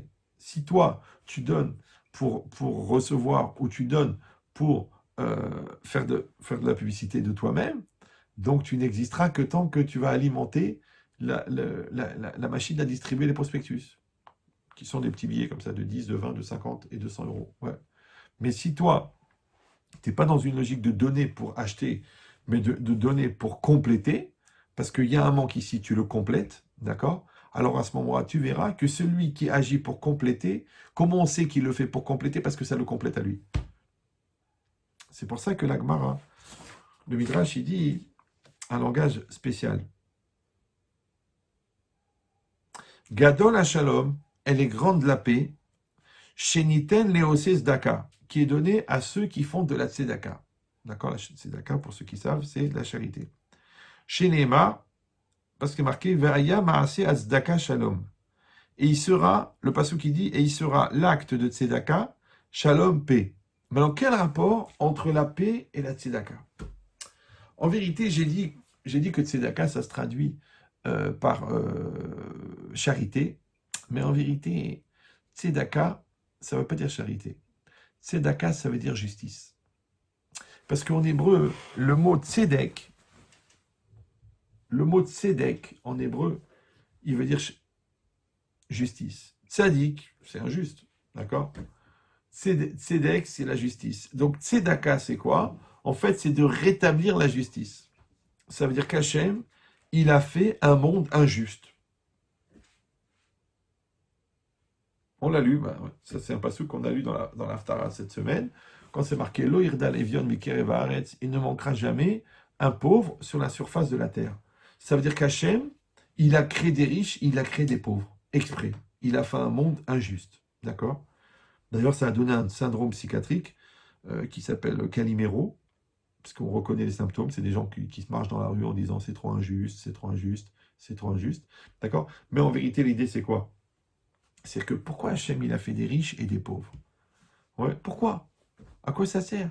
Il aurait pu faire, il y a eu des tentatives, ils ont dit tout le monde va être riche, ça s'appelle le capitalisme, d'accord? Bon, ça n'a pas marché. Il y en a, ils ont dit tout le monde va être pauvre, ça s'appelle le communisme, d'accord? Ça marche pas non plus. Il y en a qui ont dit on va prendre aux riches pour donner aux pauvres, ça c'est Robin des Bois, ça va pas durer longtemps, d'accord? Donc, pourquoi Hachem il a créé ce déséquilibre du riche et du pauvre? Et bien cette question, elle a été posée par un non-juif, Rabbi Akiba. Il a posé la question à Rabbi Akiba, il a dit, dis-moi Rabbi Akiba, si Hachem il aime tellement les pauvres, pourquoi il les a rendus pauvres? Il aurait dû les rendre riches. Qu'est-ce qu'il a répondu Rabbi Akiba? Il a dit, c'est pour sauver les riches de l'enfer. Pourquoi? Parce que vous savez, quand on est riche, mais pas riche, eh bien on perd le sens des valeurs, on perd le sens de l'argent, on perd le sens des priorités, on se prend pour Dieu, d'accord? Et on perd le sens des réalités, parce que le mec qui fait un mariage à 400 000 euros le jeudi, ouais, pour entamer le divorce de sa fille le dimanche, ça fait cher la récréation. Quand tu penses qu'il y a des gens qui marient leurs enfants avec 10 000 euros, tout compris, tout, la soirée, le photographe, la salle, la bouffe, le traiteur, les tenues, 10 000 euros. Tu dis, oui, mais enfin, ils ne vont pas offrir un iPad à chaque invité. C'est vrai, tu as raison.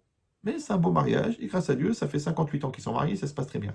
Toi, tu as fait the mariage, même Coco, il en est tombé malade, d'accord? Et quand tu vois qu'ils s'engueulent tous les jours, qu'ils ne peuvent pas se voir, qu'ils se trompent à tirer l'arigot, d'accord, que chaque enfant, il vient d'un papa différent, tu dis, ça valait la peine de faire un mariage à 100 000 euros, à 500 000 euros, ça valait la peine de prendre le Stade de France pour faire les fiançailles. Alors, je te dis pourquoi. Parce qu'en fait, le langage, il est très précis. Il a dit, Rabbi Akiba, Hachem, il a rendu les pauvres pour sauver les riches de l'enfer. En fait, c'est quoi l'enfer? C'est ce que c'est l'enfer. L'enfer, c'est l'endroit où il va falloir réparer la dépendance au manque que l'on a créé dans ce monde-ci. Je sais que c'est un petit peu concis, mais... Alors j'explique. Ce monde-ci, on a dit, c'est un monde de matière. Nous, on doit aller chercher la spiritualité dans la matière. Maintenant, pour aller chercher la spiritualité, il faut sublimer la matière. Or, la matière, elle a un côté addictif très puissant. Et la matière, elle crée les manques, ce qu'on appelle la société de consommation. Ok. Maintenant, le problème, c'est que quand moi, je suis addict à ce monde-ci, je ne suis pas adapté à l'autre monde. Parce que dans l'autre monde, il n'y a rien de ce monde-ci. La Gemara, elle dit, ma ben olamazé, ouais. Ce monde-ci ne ressemble pas au monde futur, parce qu'il n'y a pas l'oachila, l'oshtia, l'operiaverivia, l'osina, l'otacharut. Dans l'autre monde, il n'y a pas de manger, il n'y a pas de boisson, il n'y a pas de relation intime, il n'y a pas de concurrence, il n'y a pas de jalousie, il n'y a pas de... Tout ce qui est lié à la matérialité humaine, la bestialité, la grossièreté, il n'y en a pas. Donc ça veut dire que quelqu'un qui est bien, ce qu'on appelle chebrant dans ce monde-ci, qui est bien branché dans ce monde-ci, en fait, il est complètement inadapté à l'autre monde. Vous me suivez ou non? Si ça vous paraît un petit peu trop abstrait, c'est un peu comme à l'école, d'accord? Quelqu'un qui est bien dans les jeux, dans la rigolade, dans le délire et dans la folie, c'est rare qu'il soit bien en classe, concentré dans son travail d'interro de maths. Pourquoi? Parce qu'il dit, ah, j'ai envie de bouger. Ouais. Ah ben c'est ça le problème. Celui qui est bien pendant la récréation, il va être mal en classe. Celui qui est bien en classe, des fois, il s'ennuie en récréation parce qu'il se dit ah, j'ai envie encore d'apprendre, j'ai encore envie d'évoluer. Donc maintenant, j'ai pas dit qu'il faut pas faire de récréation, d'accord, mais la récréation, elle doit être là pour compléter l'école, pas le contraire. Ouais, que la récréation, elle est là pour supporter l'école. Mais non, ça veut dire que l'école, elle t'étouffe. C'est comme les gens qui veulent s'amuser avant de se marier. Sous-entendu qu'après le mariage, c'est la mort. Mais réfléchis, tu restes jeune pendant 20 ans et marié pendant 50. Alors, il vaudrait mieux faire l'inverse. D'accord? Donc, c'est quoi l'idée? Donc, l'idée, c'est que l'enfer, en fin de compte, c'est quoi? C'est que la dépendance que tu as créée au monde matériel, dans ce monde-ci, quand tu meurs, tu vas arriver là-haut. Mais en arrivant là-haut, tu vas arriver avec les mêmes manques, avec les mêmes besoins, avec les mêmes addictions. Mais comme il n'y a pas de matérialité, tu ne pourras pas les combler. Or, comment on appelle la souffrance générée par la frustration? Le manque. Vous me suivez ou non? Maintenant, qui c'est qui t'a créé le manque? C'est le dealer. C'est le Yetzirara. Le Yetzirara, c'est le dealer de matérialité. Donc, comme lui, il t'a habitué à une dose de matérialité et il t'a rendu dépendant, du coup, toi, quand tu n'as plus cette matérialité, tu deviens fou. Eh bien, la souffrance de l'enfer, les gens ils parlent, les flammes, les chalumeaux, on te découpe en morceaux, on te trempe dans des bains bouillants, on t'impose le visage de ta belle-mère. Eh bien, tout ça, c'est quoi? C'est l'enfer. Eh bien, l'enfer, c'est quoi? L'enfer, c'est la résultante de la frustration générée par les manques. Or, comment il s'appelle l'enfer dans le langage des Chachamim? Olam Achisaron, le monde du manque. Montrez-moi sur vos visages que vous comprenez de quoi je parle. Vous comprenez ce que je dis, maintenant? Ça veut dire que le Gehinam, c'est le monde du manque. Maintenant, maintenant c'est marqué dans les textes que déjà dans ce monde-ci, il dit le Ramban, Kol mine Gehinam Sholtimbo, il y a toutes sortes d'enfers, ouais, qui gouvernent l'homme déjà dans ce monde-ci. C'est que les gens y croient, ouais, de toute façon, je n'y crois pas, qu'est-ce qui se passe après la mort? Mais t'as pas compris, la bêtise déjà, t'es déjà en enfer. La psychorigidité, t'es déjà en enfer. Le mal vécu dans ton rapport avec l'argent, ta radinerie chronique, t'es déjà en enfer. Ta névrose, ta peur perpétuelle de l'avenir, t'es déjà en enfer, donc t'es déjà en enfer dans ce monde-ci. Bah, tu crois pas à l'enfer dans l'autre monde, mais t'es déjà en enfer. Parce qu'encore une fois, puisqu'on a dit que l'enfer, c'est la sensation qui est développée par le manque, et que le manque, il est généré par l'Yetzirara. Donc celui qui est soumis au Yetzirara dans ce monde-ci, il est tout le temps en enfer. Après, tu dis, ouais, la vie est un enfer, on a passé une soirée d'enfer, c'était l'enfer.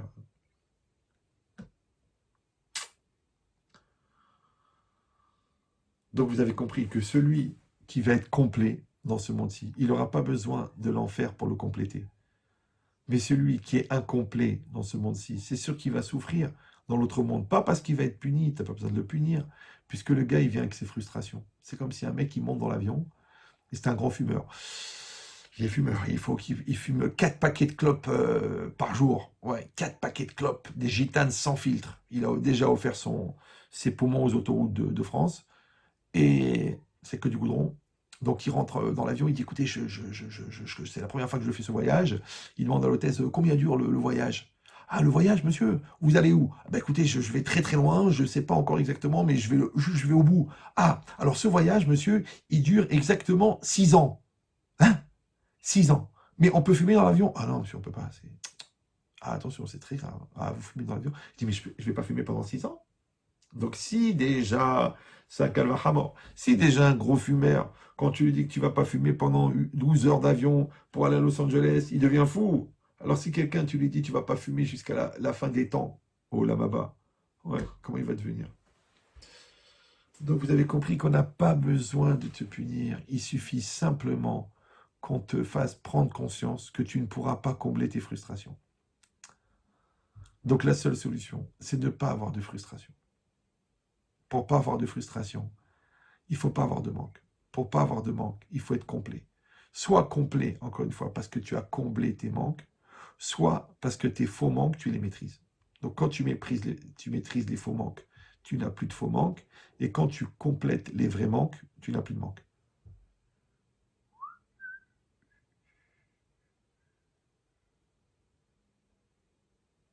Donc maintenant, Hachem, pour ça, qu'est-ce qu'il a fait? Il a créé des cahiers d'exercices.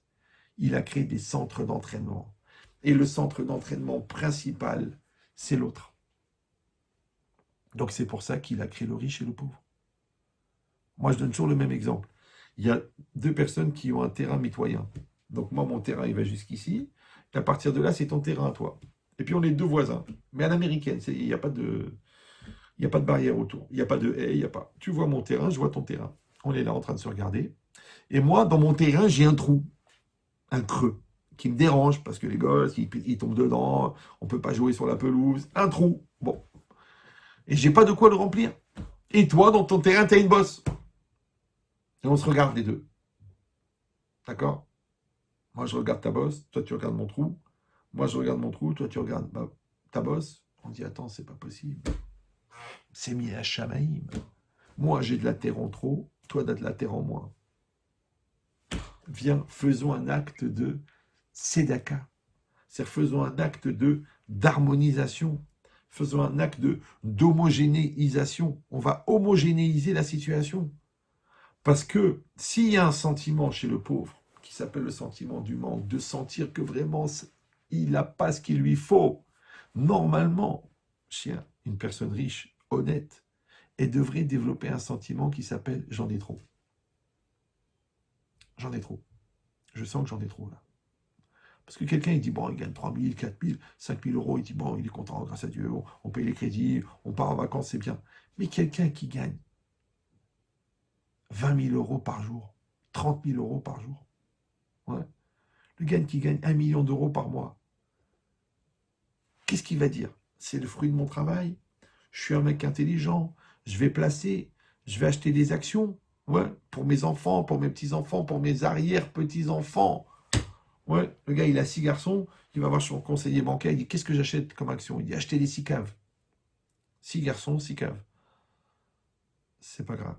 Vous avez un taux de réactivité qui est proche du coma. D'accord? Donc, mais c'est quoi l'idée? C'est que, normalement, il y a un malaise chez le riche que j'en ai trop. Il y a un malaise chez le pauvre que j'en ai pas assez.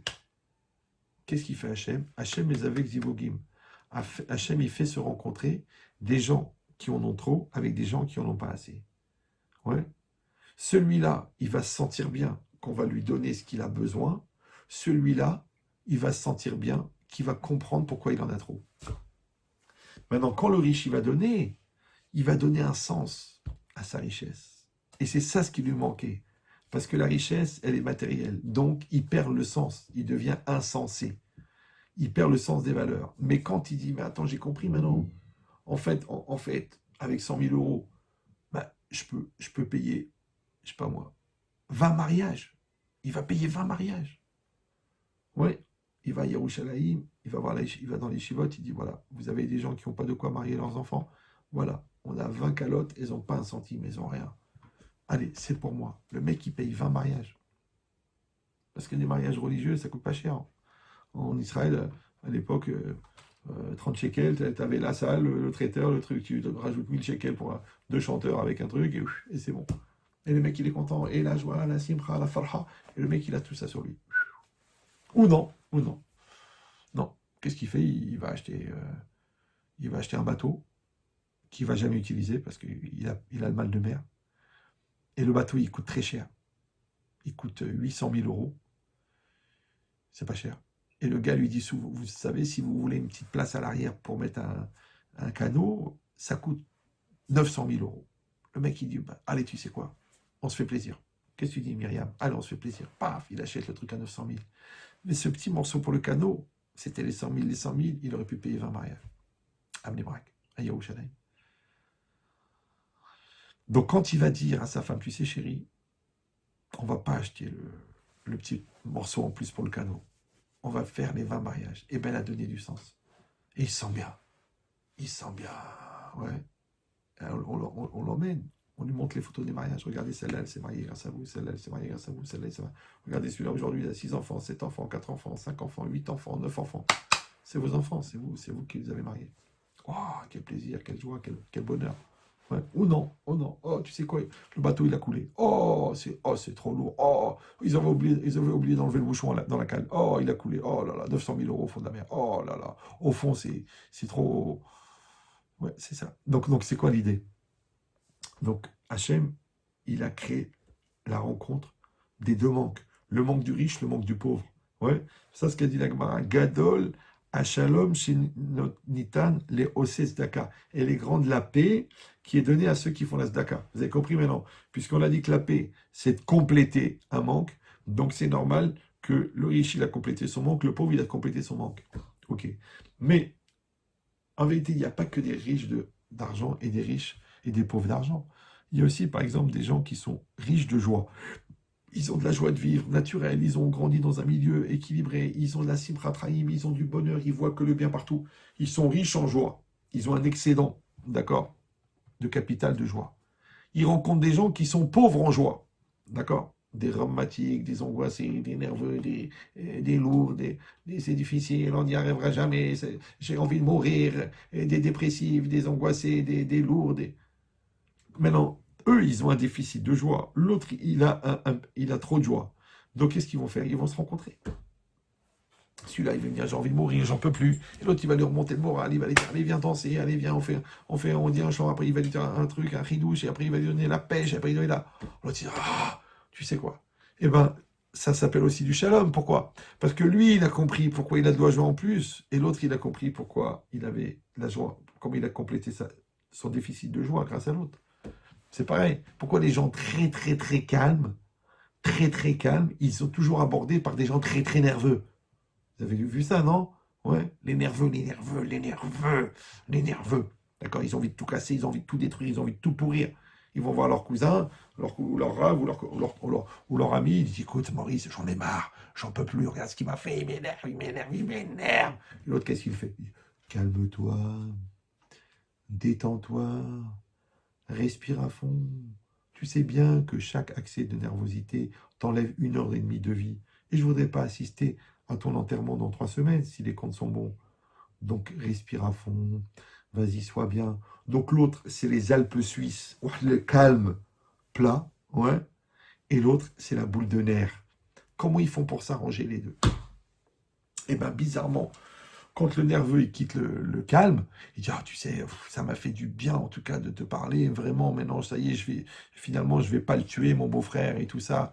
Ouais, si ça va me faire vraiment du bien de te parler. L'autre, évidemment, il peut pas dire la même chose parce que l'autre, il lui a bouffé les nerfs. Faut comprendre ouais, que c'est fatigant de calmer des gens nerveux. Mais en tout cas, c'est sa fonction. Il sent qu'il a cette capacité. Bah, c'est exactement pareil. C'est-à-dire qu'Hachem, il fait se rencontrer des gens qui ont des déficits et des gens qui en ont trop. Comme le chacham et le moins chacham. D'accord? Quand le rave et les élèves. D'accord? Tu dis, ouais, quel plaisir, quel kavod, quelle route il a le rave de pouvoir enseigner. Mais si le rave, il n'a pas d'élèves, comment il devient intelligent? Comment il s'améliore? Comment il s'affine? Comment il va faire ressortir des nouveaux enseignements si ce n'est pas grâce à la soif de l'autre? Donc le manque de l'élève, ouais, il va compléter le plein du rave. D'accord? Donc le rave, il devient plus grand grâce aux élèves. Les élèves, ils deviennent plus grands grâce au rave. Donc le rani et le hachir, là, ici, c'est le rani, c'est l'élève, et le riche, c'est le maître. Mais d'un autre côté, le maître, il est aussi pauvre.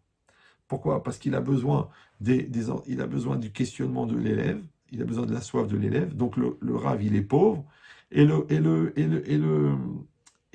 l'élève, lui, il est riche. Pourquoi? Parce qu'il a soif. Ouais. Et c'est très très compliqué de savoir dans la recherche de la connaissance si le plus important c'est la connaissance ou la soif de connaître.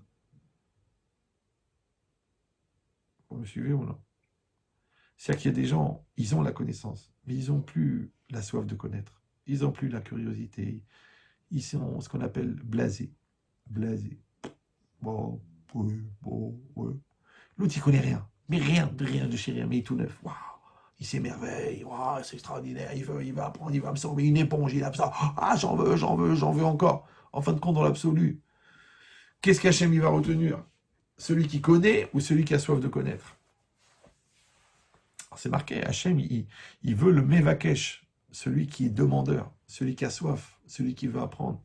Donc en fait, c'est celui qui reste en situation de pauvreté, mais pauvreté positive. C'est-à-dire qu'il a la frustration de vouloir apprendre, de vouloir s'améliorer, de vouloir grandir, de vouloir connaître. Ça l'intéresse, d'accord? L'autre qui est déjà riche, il dit, oh, ça va, je suis chacham, je suis intelligent, je fais 14 ans de thérapie, je dois être normal. Non, tu continues à t'améliorer. Donc, en fin de compte, tu vois que ton manque, quand tu l'entretiens, il devient moteur. Donc, encore une fois, c'est pas que tu crées le manque, c'est pas que tu maintiens le manque dans la névrose, dans l'addiction, dans la souffrance.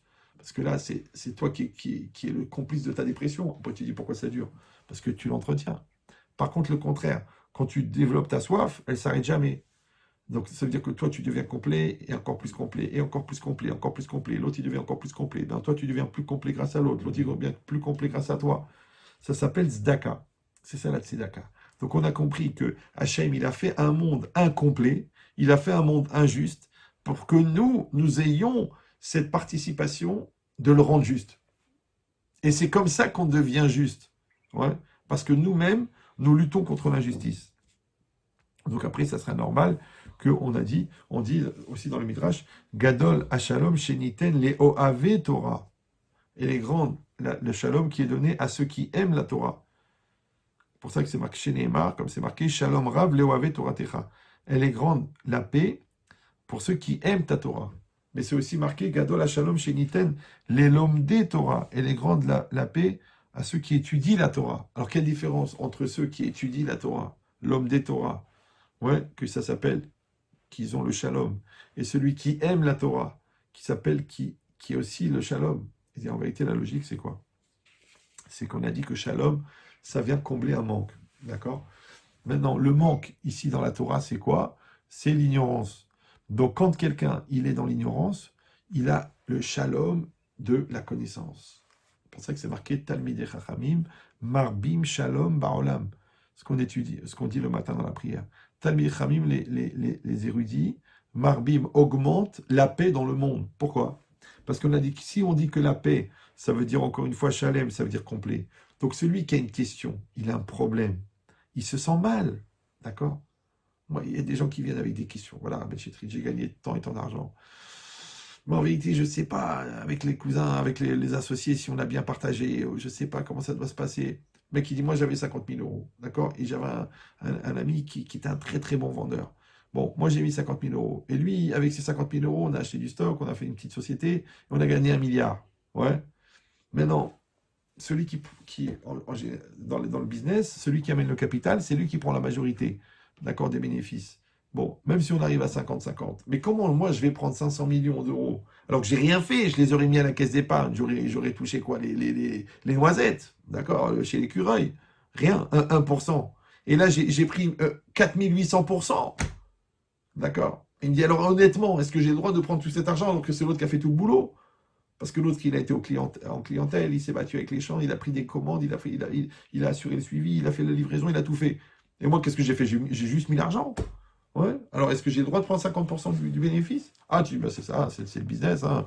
Celui qui met le capital, il a 50% de départ. Ben dans l'honnêteté, c'est compliqué.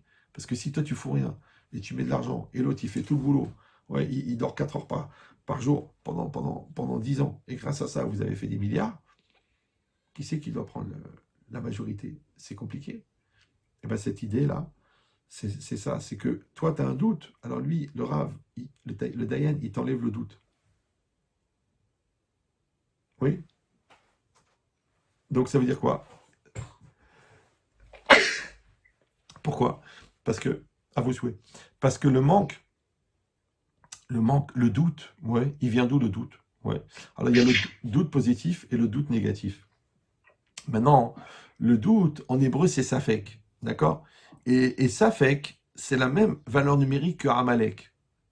Et Amalek, c'est qui? C'est le représentant du Yetzirara dans le monde. Donc maintenant, vous faites une transitivité entre Yetzirara, Amalek et le doute. Vous me suivez ou non? Puisque le Yetzirara, c'est l'ange de Amalek, et que Amalek, c'est le représentant physique du Yetzirara, et que Amalek, c'est la même valeur numérique que Safek, et Safek, c'est le doute. Donc maintenant, il y a un rapport entre le doute et le Yetzirara. Ça va toujours? Maintenant, le doute positif, c'est ce qui te fait avancer. D'accord? Parce que j'ai un doute, je veux savoir, je veux grandir. Mais le doute négatif, ça te tue. D'accord? Genre ta fille, elle t'a dit qu'elle a été préparée, réviser les maths. D'accord? Mais elle est partie en mini-jupe, bien maquillée, et puis elle répond plus au téléphone. Et elle te dit qu'elle était chez Myriam, et Myriam, elle téléphone, elle dit, au fait, je peux parler à Sarah? Tu dis, elle n'est pas chez toi? Non. Et là, tu vas mourir.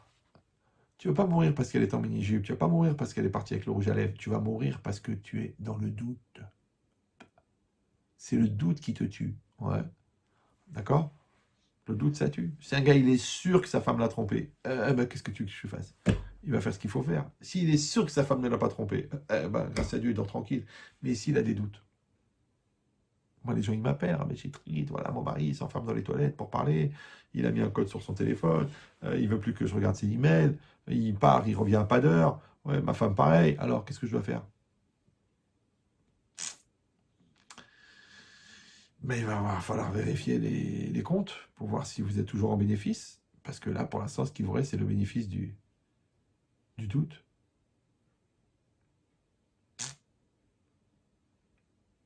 Et dans certains cas, le doute n'est pas permis.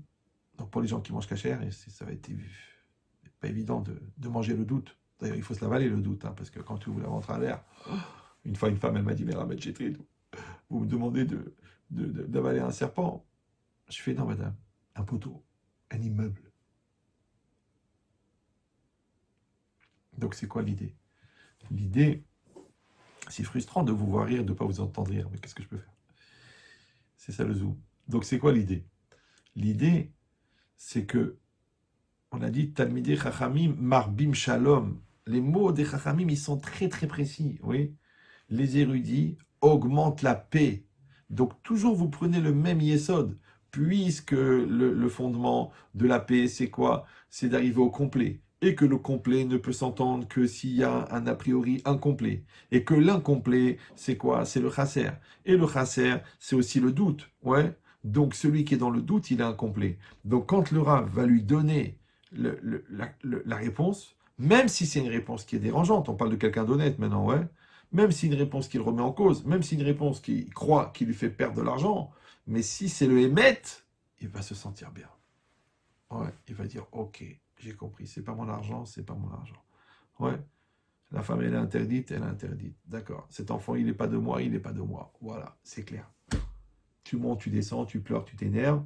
Les gens qui veulent se voiler, qui veulent se truquer, qui veulent éviter. Pourquoi? Parce qu'ils ne veulent pas la vérité. Parce que la vérité, ça tue.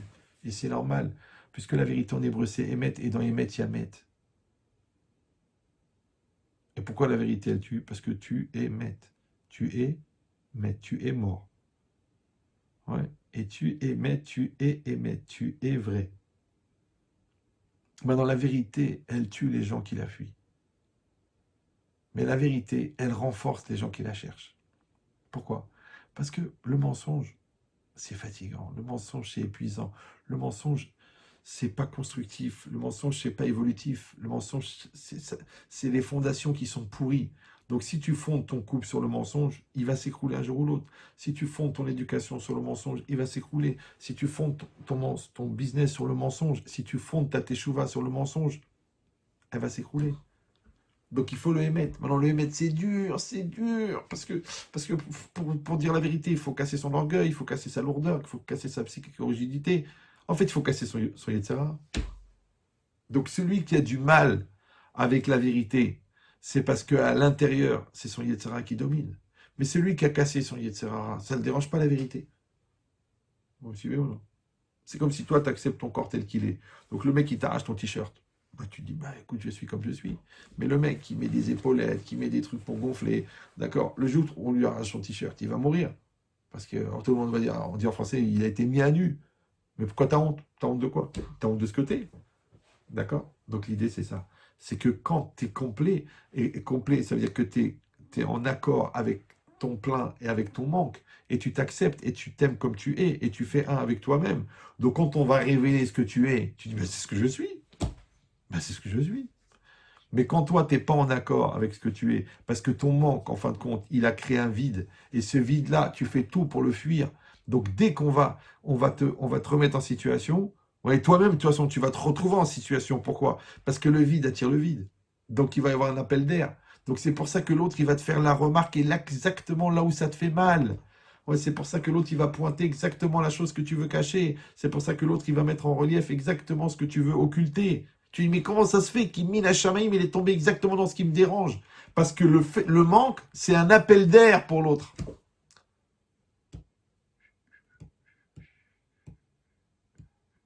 Ça va. Mais c'est pas parce que l'autre, il est méchant. Ouais, méchant, c'est un choix personnel. C'est que toi, tu lui as donné la force par ta faiblesse. Rappelez-vous cette phrase de Ben Chetrit, la force du fort, c'est la faiblesse du faible. Donc chez les gens complets, ils sont forts parce qu'ils sont forts. Mais les gens incomplets ne seront forts que parce que toi, tu es faible. Donc c'est ta faiblesse qui leur donne la force. Donc c'est tes manques qui les rendent complets. Donc si toi, tu ne complètes pas tes points faibles, eh ben tes points faibles deviennent ses points forts. Après, tu peux toujours dire qu'il est méchant, qu'elle est folle, qu'elle est vicieuse, qu'elle est pervers. Mais c'est à toi d'être fort. Si tu peux arranger, tu arranges. Si tu peux pas arranger, tu t'en vas. Mais tu peux pas dire j'arrive pas à m'en sortir. Parce que c'est toi qui vis la chose. Donc on a compris maintenant. Oave Torah, celui qui aime la Torah, puisque Oev, c'est Ava, c'est Echad. C'est pas seulement qu'il étudie la Torah, puisque c'est ce qui fait un avec la Torah. Et comme la Torah, elle vient te compléter, parce que la Torah, c'est le contraire du manque. Parce que c'est quoi le Yetzer Hara? C'est Chasser. D'accord? Le contraire du Chasser, du manque, c'est complet. Or, Hachem, il a dit, j'ai donné le Yetzer Hara et j'ai donné la Torah en médicament. Donc, le Yetzer Hara, c'est le manque de la Torah. Donc, le médicament, c'est la Torah, c'est le complet. Donc, le Yetzer Hara, c'est le doute. Donc, la Torah, c'est l'antidoute. L'antidoute. Vous me suivez ou non? Or, le bien, on l'accepte. Le mal, on l'assume. Mais le doute, ça tue. Le doute, c'est une maladie, c'est un cancer qui bouffe la tête. Ouais. Donc, il faut sortir du doute. Pour sortir du doute, il faut clarifier les choses. La Torah, elle t'oblige à clarifier. Clair dans la halakha, clair dans le comportement, clair dans la posture, clair dans les midotes. Plus tu vas être clair, moins tu vas être flou. Plus tu vas être flou, plus tu vas souffrir. Ouais. Plus tu vas être dans le doute, plus tu vas souffrir. Moins tu vas être dans la décision, plus tu vas être dans le doute. Moins tu vas être dans le choix, plus tu vas être dans le doute. Donc en fin de compte, c'est toi-même qui engendre ta faiblesse. Parce que c'est épuisant de se poser des questions sans trouver de réponse. C'est épuisant de douter. C'est épuisant de ne pas décider. C'est épuisant de ne pas s'investir. C'est épuisant de ne pas s'engager. Donc les gens sont épuisés de ne rien foutre. Alors que quand tu t'engages, même quand tu te plantes, tu dis bon, j'ai essayé. Ouais. Quand tu parles, eh ben, tu dis voilà, c'est ce que je pense. Après, quand tu ressens, eh ben, tu dis ben, c'est comme ça que je le vis à l'intérieur de moi. Mais si tu dis non, je ne sais pas ce que je ressens, et je ne sais pas ce que je pense, et je ne sais pas ce que je veux, et je ne sais pas ce que je crois, et je ne sais pas si je dois divorcer, parce que j'ai peur pour les enfants, de l'autre côté, je ne peux pas rester avec elle, parce que je ne peux plus voir sa tête. D'accord? Mais alors, t'es pas là, t'es pas là, t'es là, t'es pas là, t'es pas là. Tu es sur le quai de la gare, il y a le train. Ou tu montes dans le train, ou tu restes sur le quai. Tu dis non, je vais mettre un pied dans le train et un pied sur le quai. Mais baba, on va te retrouver coupé en deux quand le train va démarrer. Parce que le train, il va démarrer. Parce que ta femme, elle va plus supporter. Parce que ton mari, il va en avoir marre. Parce que tes enfants, ils vont quitter la maison. Parce que le business, il va changer. Parce que le dollar, il va baisser. Parce que l'immeuble, il va augmenter. Le monde, il bouge. Le monde, il bouge. Donc, si toi, tu veux être ce qu'on appelle dans le move, d'accord? Ça veut dire que tu dois être en adéquation avec la réalité. Donc, tu dois être adapté à la réalité. Donc, tu dois être béchalom avec la réalité. Et pour être béchalom, il faut se bouger le derrière, Baba. Tu dois de l'argent, rembourse. D'accord. Tu as donné une parole, accomplis ta parole. C'est pas seulement parce que c'est bien de tenir sa parole. C'est que quand tu donnes ta parole, tu mets le bon Dieu dedans. Quand tu accomplis ta parole, le bon Dieu, il te complète, il t'aide. Mais quand tu tiens pas ta parole, tu sors le bon Dieu. Quand tu enlèves le bon Dieu, il reste que le Satan. Quand il y a le Satan, tu crois que le Satan, il va amener le shalom. Après, tu dis, ouais, il me harcèle, il me prend la tête, il me saoule. De toute façon, lui aussi, il est malhonnête. De toute façon, je ne suis pas obligé de lui rendre l'argent. Tu es déjà dans la chala qui entraîne la chala, qui entraîne la chala, qui entraîne la chala. Toi, tu veux de la propreté, tu veux du nickel, tu veux du pur, tu veux du vrai. Alors fais comme il faut.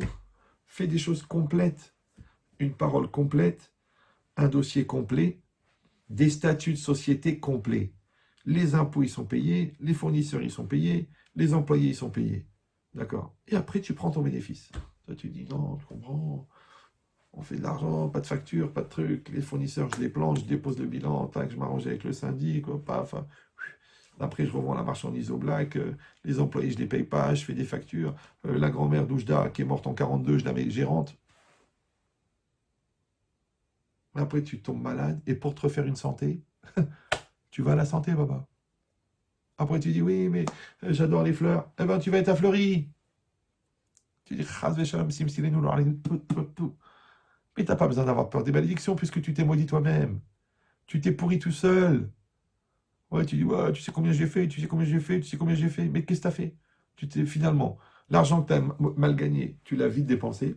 Tu as pris 800 000 euros, ok. Les casinos, les ambiances, les bateaux, les villas, les filles, tu as tout perdu. Qu'est-ce qui te reste? 2 mètres carrés sur 4 mètres carrés, avec la possibilité d'apprendre toutes les langues du Maghreb en prison. Voilà. Ce que tu as gagné, c'est 20 ans de loyer payé. Voilà, c'est bien. En fin de compte, tu t'assures un toit. Mais si tu t'es assuré un toit, au lieu de t'assurer un toit, ouais, parce que tu avais fait les choses comme il faut, alors toi, tu aurais été béchalom, l'autre, il aurait été béchalom. Ouais, un bon business, c'est quand tout le monde est content. Il faut que le vendeur soit content, il faut que l'acheteur soit content, il faut que le client soit content, il faut que le vendeur soit content, il faut que le fournisseur soit content, il faut que le patron soit content, il faut que l'employé soit content. Mais si l'employé veut que tu meurs, parce que tu l'exploites, si le client il veut que tu meurs, parce que tu lui as vendu une marchandise pourrie, ouais, alors est-ce que tu crois que tu vas garder longtemps la santé avec tous ces gens qui prient pour que tu meurs? Donc tu dois être béchalom. Ouais.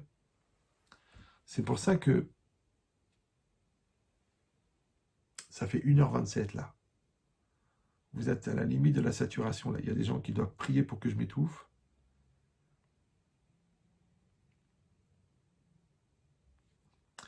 C'est pour ça que le Midrash il dit Gadol ha-shalom, shedare elyonim srichim shalom. Même ceux qui habitent en haut, c'est-à-dire dans les cieux, ils ont besoin de la paix. Chez Neymar, Ose Shalom Bimromav. Vous savez, quand on dit Ose Shalom Bimromav, ou Yas Shalom nous. Ouais, en vérité, c'est un pasouk. Celui qui fait la paix dans les cieux, il fera la paix parmi nous. Il dit, mais ça veut dire quoi la paix dans les cieux? C'est-à-dire entre les anges. Ouais. Il dit, Ve'are advarim kalvachomer. Il dit, le Midrash, mais ça, c'est un raisonnement à plus forte raison. Uma im bemakom she'en eva vesina. Si déjà, dans un lieu où il n'y a pas de querelle et il n'y a pas de haine, c'est-à-dire parmi les anges dans le ciel, Srichim Shalom, ils ont besoin de la paix. D'accord? Bimromav, ils ont besoin de la paix. Alors, Kalvachomer, à plus forte raison, les Makom, Shieshbo, Kol Amidot, Alléluia, à plus forte raison, dans notre monde à nous, où il y a la jalousie, il y a les nerfs, il y a la querelle, il y a le stress, il y a la convoitise, il y a l'intérêt, il y a l'orgueil, il y a la lourdeur, il y a la bêtise, il y a le Yetzira, à plus forte raison qu'il faut le shalom. On a besoin du shalom. Ouais. Alors, qu'est-ce que ça veut dire qu'il y a besoin de la paix dans les anges?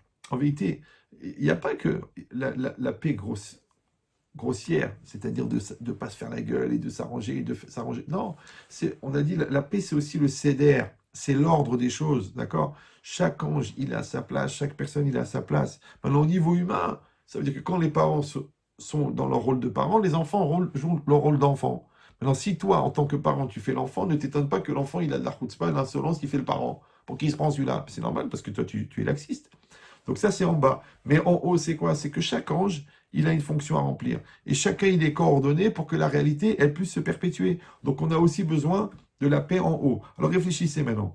La paix dans les anges, la paix dans la Zdaka, la paix dans l'étude de la Torah, la paix dans la halacha, la paix en soi-même, la paix avec l'autre. Et combien de facettes de paix? Alors à cause de ça, on peut comprendre. Ce qui est aussi marqué dans le Midrash, Gadol Shalom, elle est grande la paix. Chez Shmo Shel Makom Karui Shalom. Ouais, parce que le nom du Makom, c'est-à-dire d'Hachem, il est appelé Shalom. Chez Neymar, Vaikralo Hachem Shalom.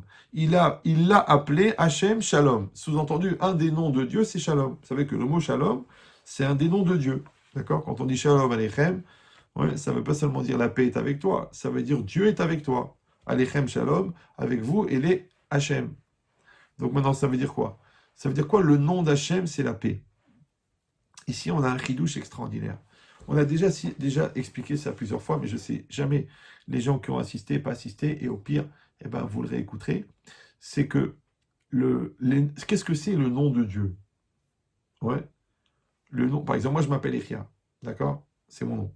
Donc quand je ne suis pas là et que vous parlez de moi, vous dites tiens, Echia, il a dit ça. Maintenant, en fait, mon nom me représente.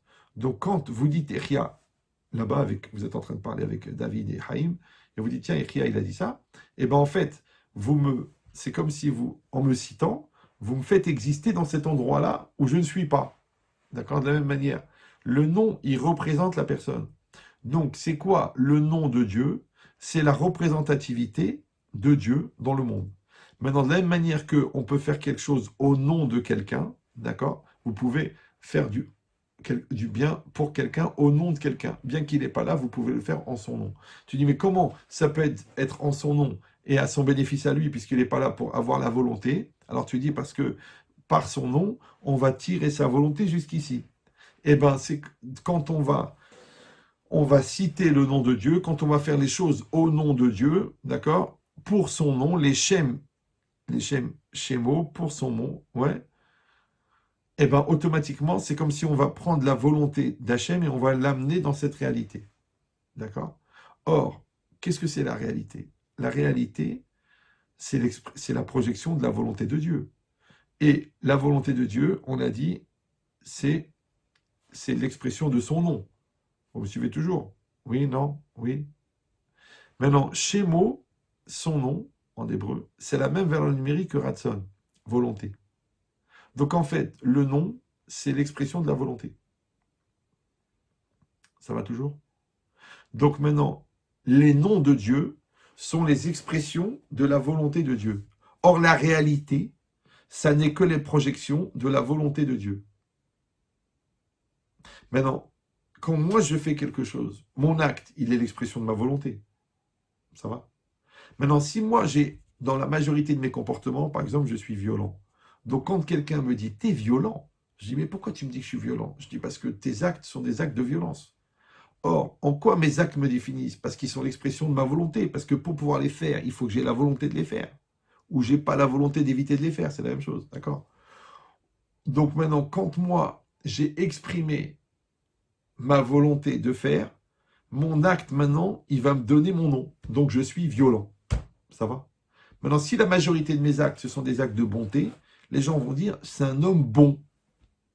Vous suivez ou non? Donc le nom, il est l'expression de l'image créée par l'ensemble des actes qui sont l'expression de la volonté. Je sais que c'est un petit peu concentré, mais parce que ça fait 1h33, donc je sais que vous n'avez plus tellement de patience. D'accord, je termine. Mais ça veut dire quoi? Ça veut dire que, il dit le Raphaël Friedlander, que Kol Metziut, toute la réalité, ce ne sont que des facettes de Dieu. Et les noms de Dieu, ce sont aussi des facettes de Dieu. Donc quand Hachem, il s'appelle Chesed, Hachem, il s'appelle Aleph Lamed, El, c'est Chesed. Quand Hachem, il s'appelle Elohim, c'est rigueur. Quand Hachem, il s'appelle Yud Kevavke, le Yud, le E, le Vav et le E, c'est miséricorde. Quand Hachem, il s'appelle Rachum Vechanoun, ça veut dire c'est pitié, d'accord? Donc ça veut dire quoi? Ce sont des noms de Dieu. Mais si je dis que la réalité n'est que la projection de sa volonté, donc quand la vie elle est dure avec moi, puisque la vie c'est la réalité c'est la projection de Dieu, donc en fait la vie à ce moment-là c'est Elohim. Ça va? Quand je vois que la vie elle me fait des cadeaux, Hachem me fait des cadeaux, il te fait des beaux enfants, il te fait la paix, il te fait le bien, tu dis mais ça c'est le nom de Dieu, Aleph Lamed, quel? Quand tu vois que tu fais des bêtises, mais quand même le bon Dieu, il continue à te faire le business, il continue à te faire que ta femme, elle est gentille, qu'elle ne s'est même pas rendue compte des bêtises que tu fais en cachette. Ça, c'est Yudke Vavke. C'est la miséricorde. C'est-à-dire que les facettes de la vie, en fin de compte, ce sont des noms de Dieu. Les noms de Dieu, ce sont des facettes de la vie. Ça va? Donc ça veut dire que si tu vois que dans une maison, il y a la communion, il y a la proximité, il y a la compréhension, donc tu vois qu'il y a le shalom. En vérité, tu vois le nom de Dieu shalom. Ça va? Donc quand tu vois que dans une personne, il y a la paix, ouais, ça veut dire que c'est une projection du nom de Dieu, paix, shalom. Donc quand on dit, on prie que Hachem réside dans tes actes, ouais, ça veut dire qu'en fait, l'homme, il a une neshama, la femme, elle a une neshama. La neshama produit la volonté. La volonté, elle est orientée par l'homme. Maintenant, quand moi, je veux que ma volonté, elle s'arrange avec ma femme, et que la volonté de ma femme, elle s'arrange avec moi, la communion des volontés, ouais, s'appelle Ahava, s'appelle l'amour. Et on a dit que Ahava, c'est Echad, c'est un. Mais, puisque la volonté vient de l'âme, donc en fait, les deux mesures de volonté de l'homme et de la femme, ça crée une mesure de volonté divine. Et comme la réalité n'est que la projection de sa volonté, donc la paix dans la maison, c'est la projection de la volonté divine, donc c'est le nom de Dieu qui réside dans la maison. Mais si moi je mets de la mauvaise volonté, ou toi tu mets de la mauvaise volonté, ou si moi je mets des nerfs, ou toi tu mets des nerfs, donc j'enlève le nom de Dieu, qu'est-ce qui reste? Le Satan. Et le Yetzirah, tu crois qu'il va arranger les choses? Donc la maison, ça va être les nerfs, ça va être les cris, ça va être l'enfer, ça va être la mort, c'est l'envie que l'autre il meure. Mais tout ça c'est quoi? C'est juste l'absence de bonne volonté, puisque la volonté elle vient de l'âme, et qu'elle est divine.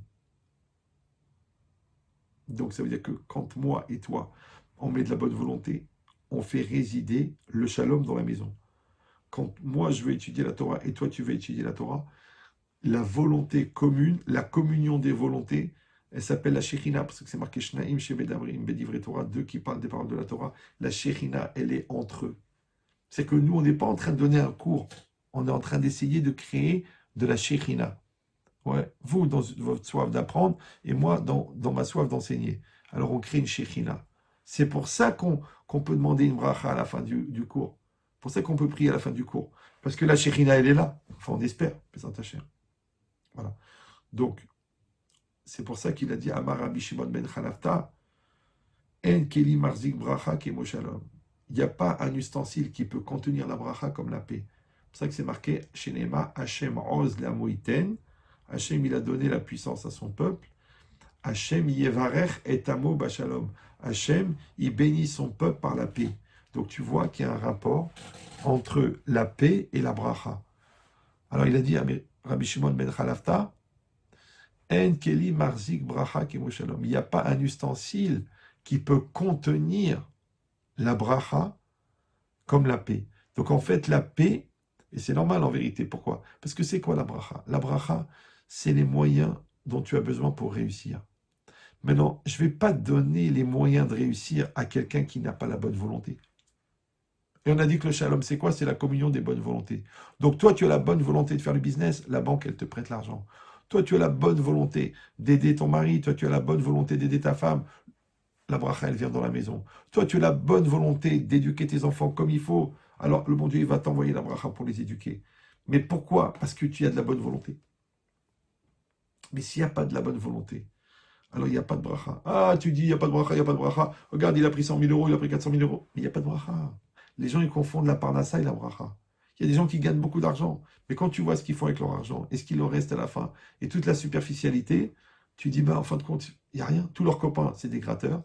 Toutes les ambiances qu'ils ont fait, en fin de compte, ça a généré de la drogue, de la prostitution, des adultères, parce qu'ils font des teufs de folie à Ibiza, ouais, avec le rave d'Ibiza, comment il s'appelle Rabbi David, Guetta, ouais, très très connu. Donc, David Guetta.